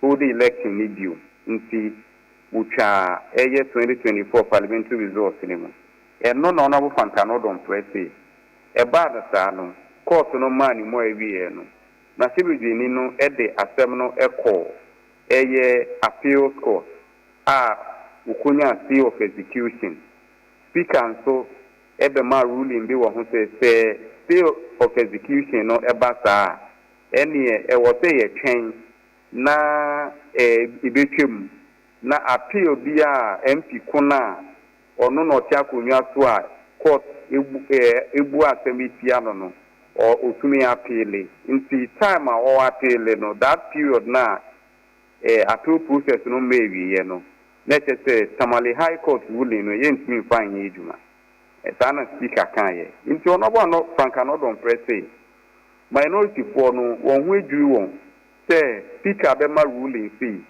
na ninchemu no seni amaka no sa na ti ana ti obehwa minority for so obehwa parliament atro-kan side akoma electoral commission say High Court ruling na e ba ye nti no ene yisi no enya ahoboa na ohu the election ewo kwanda isan say akunya no abeda hodo mu a ye nim na sibidwa bejeni a oti akunya ne so minority for say any parliament entry lesson sign 10 isan say MP kono wako appeal ruling court no nti accept no na parliament actually say sa itiamra na osanso say my parliament no ebeye inconsistent speaker be ma ruling say na enche na say the let's say this akọ this in or say inconsistency no na akodo so na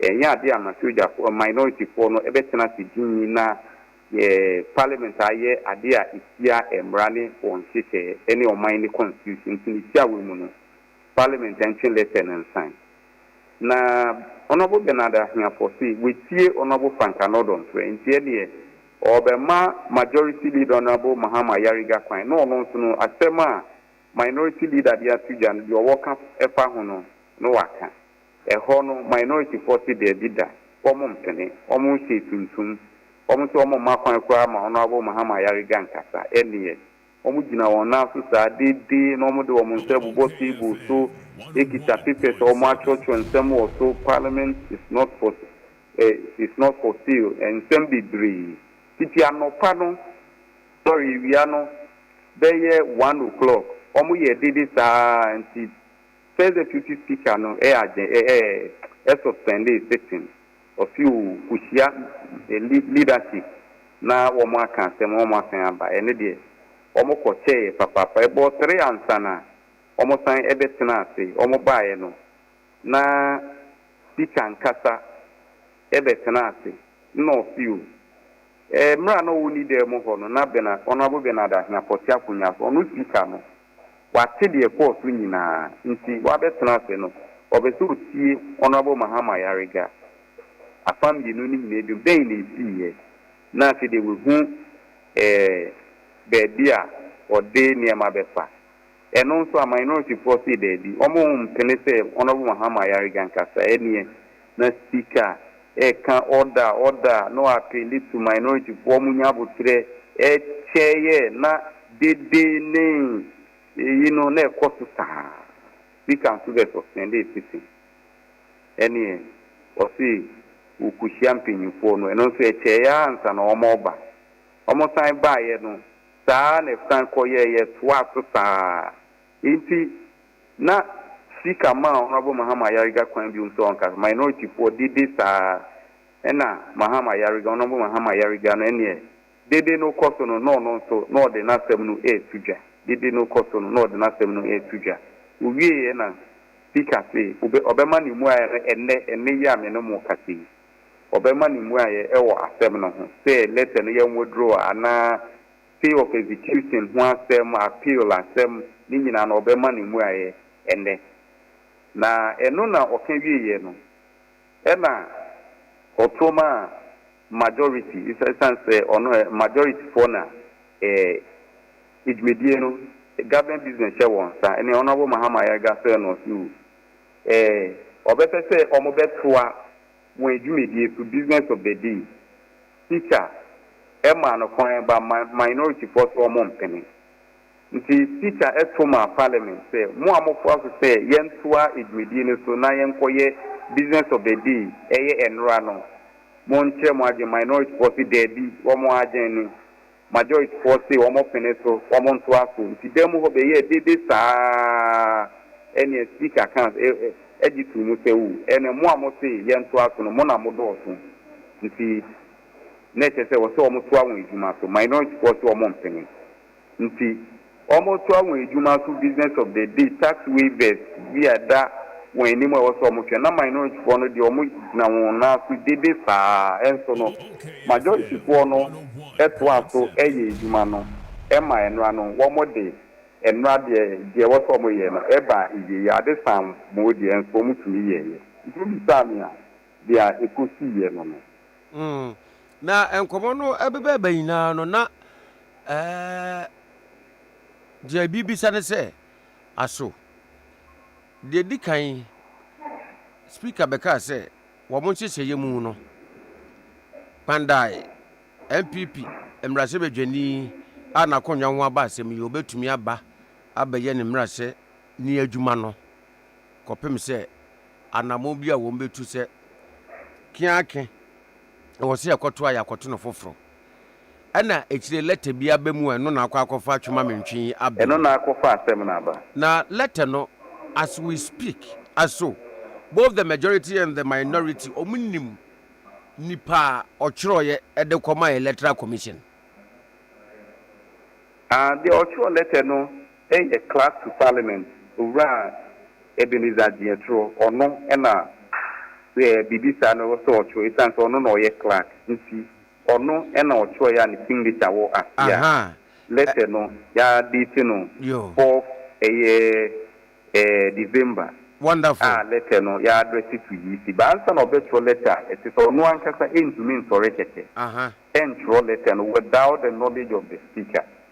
Into or not to follow instructions. Throw letter no troy.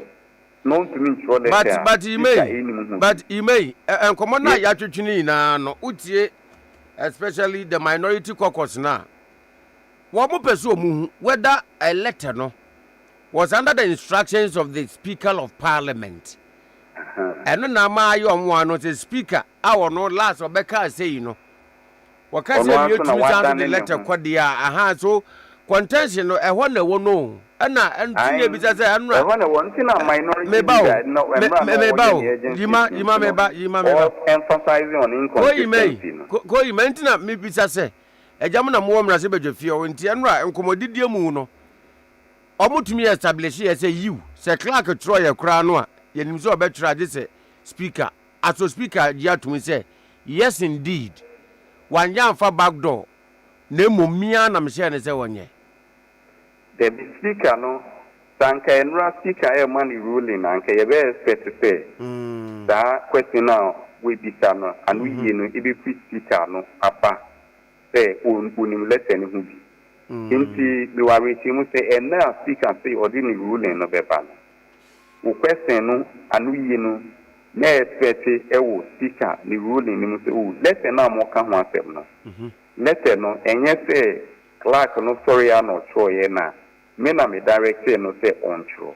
Definitely, the speaker be here, no one, if one step, a pepper. If the speaker say, ordinary a beba, usually no say, a banner, almost last year, normal bomb fire you, a show on cracking and run on too much. Fair sinner, a beba a communication from the speaker, and I usually communication from the president, a be new not speaker then or no, the see the ruling on the bay, a de Kanya, speaker the bay, and also the betuja and sana, Jumanka was almost yet, and Meno, almost the upper. Into question here, very important.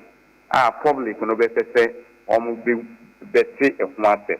And then speaker ruling, you know. Definitely, no. The dista between it piapa. A quite my banner, Emraseba Fee. She say, yeah, one day, Jumanua, 1 year MPD, and answer say you are privy to salient ones and one a beer, a casafa instances, say, be a home. Now, my young. Say ye bie mrasebe fie wo mo sese ya wo mo de ye adwuma no a almost standing orders said the mo kan no mo brof no speaker anye bia no wo ho kwan se otu anamo bi sei a otu ye a ye wo president bi wo se bia speaker bi ye bibi sa no na minority for can say Emra honorable Jati Quisin, dear no, a buyer no. And yes, I can you so, and speaker edify. No more can say, and the speaker can say, stay of execution, and they say appeal no. It was say, your marquine now a follow the process no, a follow the process no, copy me we and sana. The Parliament Instructive Electoral Commission says, Yanko by election, Yakoye. Sana minority for argue say, I didn't see we dear, a buyer no, abotre any juma. Na stay of execution period in between na appeal na or my no. You be a baby and sana, a better class, a disadiama. Yacho. Inti honorable Jati Christian Diazon. The same speaking Yanana or say Akunyaso. Inti the almost to put the Oka at Ife Muna. Any dia.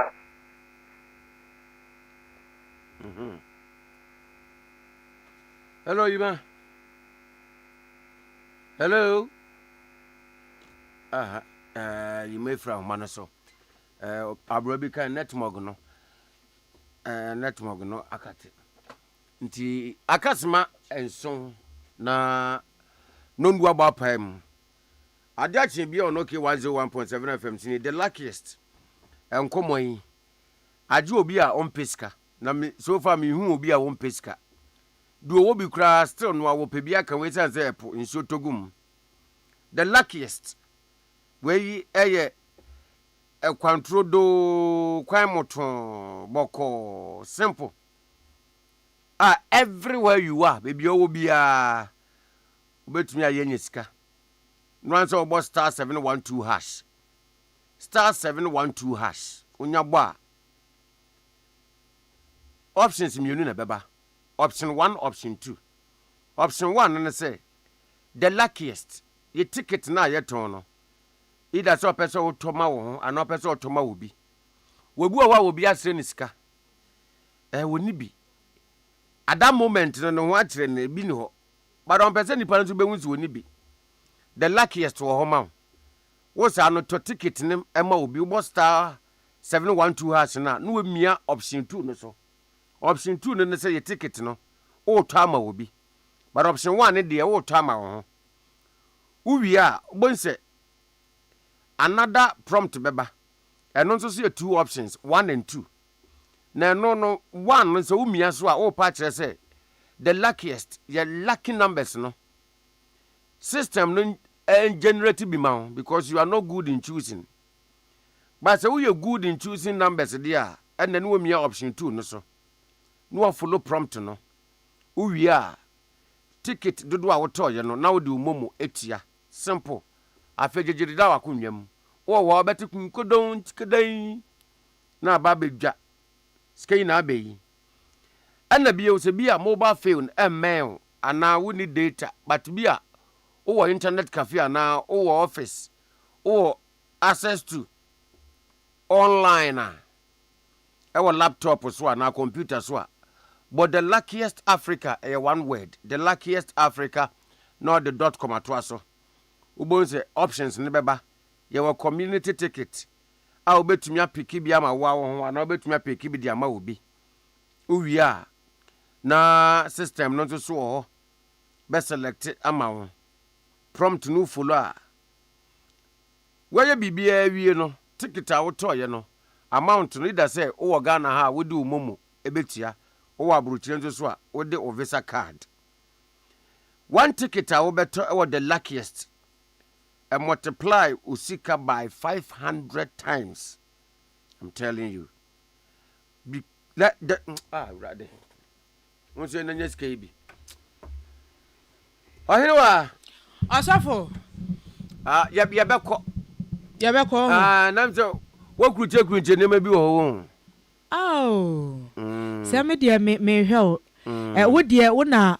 Okasa yetie what is the ya okay ni aka nyina no ye betwen we chire ho me dey still na me insist say se ya kasa obi a abuse obi a titru so ya akra no a yenhwe because utu ekurafo no utu momone nso sofo sa na wo pese chire say wo ya akra na kwanya wo dipeni fa so enti wo mo human right for no kwanya ono 16 years na musu ama no wode sister yifa so nti it is good there it is good but ya miss point about ku sa intimacy na ye wo kokwam na ye twa no eno me bisa se mfa so be na wo so onse enura me hu pious status no ana yeah wonu no ho say o expose certain vital part of her body. Oh, and then no fees or ye please. Yeah, or send a dross. Ne nufu ano no di pie emfa ho but and now what's na we chia. One kind of nufu no, or send nipple. And I send nipple ye. That can brofo. Okay, nipple any pants. You. Wonu ne ho. Obenu. Enti nipa mienu bokwahye kukuam na mo ya na mabonte na nipa no wo video a wayi wo nipu na wo na moy na o dey we are go o otimi picture bibia sister hanya oto afuru be nyina obetimi a picture ka kire I mean what is the essence nyansa be na sabie wom wo twa de ayeden se ne mame o fa kofom kakra wo mo ewo ayi awe mu wo ma $100 Chare yenya video eh. Obeso ohun bibia. Obeso ohun bibia. Tram fa kwafo fa pecha no kwafo. Wo peso ohun bibia. Na ide. So o ma ba town me ni CD4 no ma ba. O ma ba town. But me de ne say ya na hu hia so ehun hia. Ye ma we o ma twa go bia ehun. Woni onipa, woni obi kwahiem wonam a say wo de camera si so na we twa no. Like omu wi omunya den free mu. We be se bi o. Unya dey free man now say boy chire airport mo da bi no ba boy chire say nipa yo ne ya de say mu wie mu nkowu da bi o mu ho a say do mo kon wa mo betimi asa afre match bi o enti wo de camera si usu betwa o wi ana wo be ko obi fie na ne yere na ni omo ye na enu anadwo no wo mu bo echire aha no wanye ni aha na wo mo the board mass na solve you overlapping baby abontin amaso ye be yeshi no ene sufo yi timi say anytime wo de koma nipa na wo nyina hobi wo de ma na wa down ho na wo nyina wo pra ase do me fotre fun you dey hu de o ye ho wo gallery mu odu ya wa sani ama ne ho wo nam ho so na wa deja da abontin wo me yenyaye esra mo ya pesi ye be hu we are not interested to see exactly what you do in the closet kwam ye wa wasem na bia dan mu ya mu mo obi be ye bi wase me doni pa no broso a mantini obeka bia nti wonwene kakra da bia dan na mo ya no ma ya me ye bi eti dan na mo de be kire ye ye mfanye de oso ade nkrofo ye de gisika erade kra se nka ye nye ne mfa ho muso mo de ye fan raising ese twa aka ho ada bi nya wonko oh okay anya wonko ayo so mate why onye wa ya se nkomo no so o de yenti nsi kwan why me ko fa rofro my video but sometimes me videos ni bia leaks na ma homete enya fe ade a why kukuom de wan ne so opeso ohun na so camera dey sit say headmaster ya na school akwada ye oguro no hoyi won so de nti akwohye akwada ye ne nufu ntam na uti da wa papa pani te se wo caliber bebia wanye du abrabom ne bra wa brei na sa de bre ni nyina wo prenya nyina na abo wo kotena fie ya ma hwe e besan so atwon aso ase gu ani mu ase munya twa mo be ya o de munya ma de because ya ka se munya ya munyai but de mo ya ye mpesi e be hu adan na mo pese obi ehun no ma meye no opetem da bi mo pese obi ehun me set camera to wo se me twa enemu se ne ye hie mu me twa but I was say na me wi amakwa akọhwe say another point I missing say den na eliki ye eno so ya so obi adwen ko so yenya kan dey sankrofo be gaza no pe ya ase hu hia ya me hu hia esa but say ya man muso ebi kwaso but pie na ye empie ye udi pie na ehu se sa wo na anajo pie na empie ye ntia but won say ya say even video no kran say o delete ya e di some days bi ansa na free system no mo sa na me so matio na wo share so kra na o ya under age ntia no so kra mra timi ni udi wo share ti nkrofo afre me gaga wa hwe se ne mam na me sempacho ye delete dada delete enye cause see IP address no betimi attrack you down yeah ma ye mon kwada we osua abemu a osua mo ye mon kwada no ban also osua 6 years so ya under age he was abused why akwada na abuse madam no mo me yanka waze mo beto patupa what you mama too ma won say na bia ho o ti ye ya abuse so bi anhwe afi na chirusa so de o kan ye na me so enya me jai akra ketu wunima will play your bottom me groto no madam mu a well madam di jande ni mu che na de obeden no mfa ne nya hwe ade ni na obeka kai na anu ne ana ekoso no enti we madam yin so boy o man classes na say o tin obetumi ati we akwade on treasure so pa bia na oni madam ntem wo we twa ne ha adam pa cho me nda DL ye na okobia na oh say ebusuan penny to park nyasi so say o say e ba so oh a life o say ye ne ba so nti enko ho oh na yanko ne be o weekend me ko Kumasi na me hu say ye ni Kumasi Kumasi so there obetimi the flight 35 minutes ubedu ye be hia o Ever kwana so tutu ne behia ho. Ye ni Kumasi wo. Kumasi. Hefa Average Park na. Da be say baba. Stadium inside o. Stadium, I think say stadium. E bu happening to park say ye ndi eba so. Why ho video nyina ye ho announcement no. Say the billboard fufuro bi nto so wo krom to say match as da be. Hey, obi say afefoforo yi. E bu happening so anope ya ye ka say ya makwa akọ hwe video say eba so live. Ti see Hey, Radejame. I'm a dear la bro, a dear cranny. Oh, David. Kofi was with dear at the room. Why one announcement in now to our tons after when you ask a mumra, Mabuana dear Yanka Tanichi. Tim March for near Papa she for no. Tim Papa she need Tim. It was your penny to pack. Me and my brother. That's exactly what happened to park in the so what you. Also, what they are an interview no say one day so the Kofi Susan your friend no. And so more media for ne bloggers in a moment to park. No, to park no go free. As I say no address no. Yes eh. Yeah, you did. Yeah, no kwala blame ta dey be suit near so ko yi say. E bo ne hanging take me too. Nipa na yenzi ni mie na je pade asma kwa fa. Ne kwala blame dey no. That's about UTV why. About ne you want feso. That be asema no person can say no. Okay, no you want. O say, me tira se cha me ba. Me do ba konso we mu. Ade fa nyumbo mame. Dia ke bu ja peli to park. Auntie ye ni 13 fa na ye ni next year match. Okay. Ye ni 13 fa na ye ni next year. 13th March. 13th December. Ye dey bu champagne dey na be adwuma o. Na say na o dey legal mu kra. Center spread what dey aba say. O tete say nkrofo say menhia atwam. No say menhia nka we. Menhia nka bibi. O say menhia nka bibi. Mama ya confused o. Oh, that be nti anti omo anti hwe Saturday na me hwe United Showbiz. Na Ohenenana ntim be ma.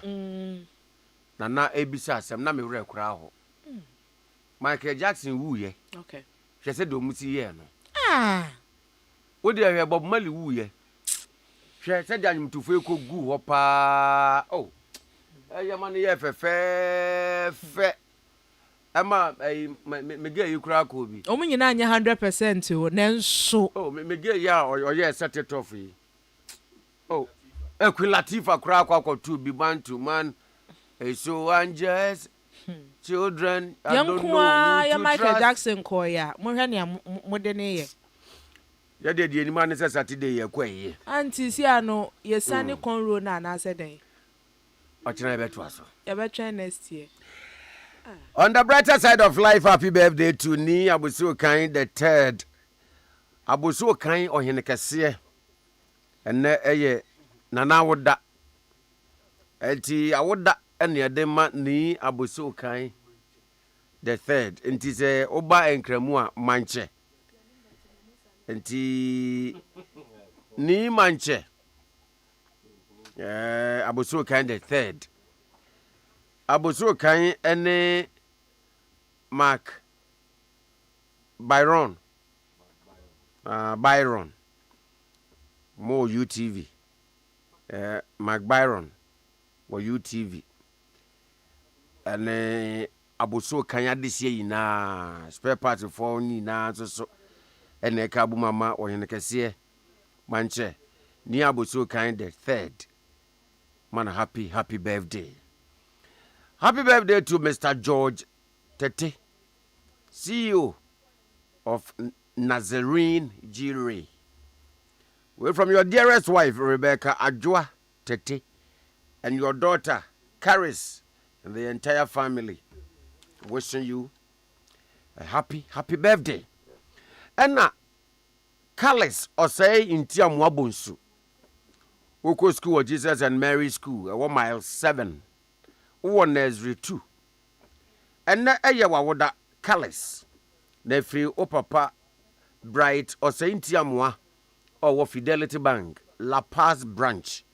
And na always show happy birthday.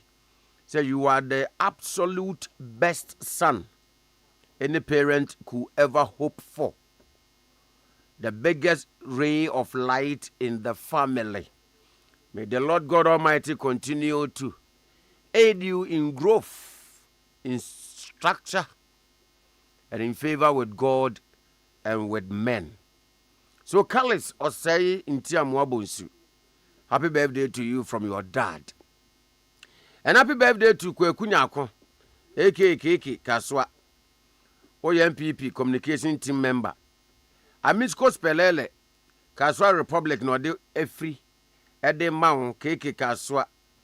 Now, message and say, God bless you so much. And may you live to be 101.7 and beyond. I'm saying, when you are on Sunday, Friday, and a Jospon group of companies. Annual Thanksgiving service, no, Ebe Basso. Eti Yenshen and Son.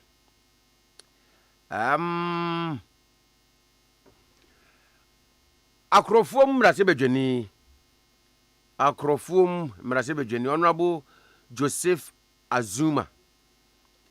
Was what there will be a titru no bibia mra. Emra what you say akrofo at one would the fee. Abe papa in the car glass. Ewuram ama document ni sikane japade a waka nim wo masesa ni na ko obibia wote ye no wo frɛ no ehye nunkuran kyekere ne wure wodi ayem hyehye ehye concern ka botoye mu nsɛm de kyerɛ no Honorable Joseph Azuma said, for your concern, for your support and kindness or say Deniso. And thank you. Thank you, Papa. Jawashri biano. Eurade ense wanemu. Alright, enti yade jumedie ni besi sabre ya best entertainment. Yade etwa musi. Na Dr. Emmanuel Asiedu Amufaba Pinnacle, Director and Senior Lecturer, Digital and Global Business Sustainability, Pinnacle Education Service and University of West London, Box 11, and Preso Kwawu. Oso chiane mame adwoa amufa of Mprayeso. Oh me. Oba Dr. Ima echewa no pay. Thank you very much. We are back tomorrow with another edition of Ade Akye Abia. But for now, stick and stay for best entertainment.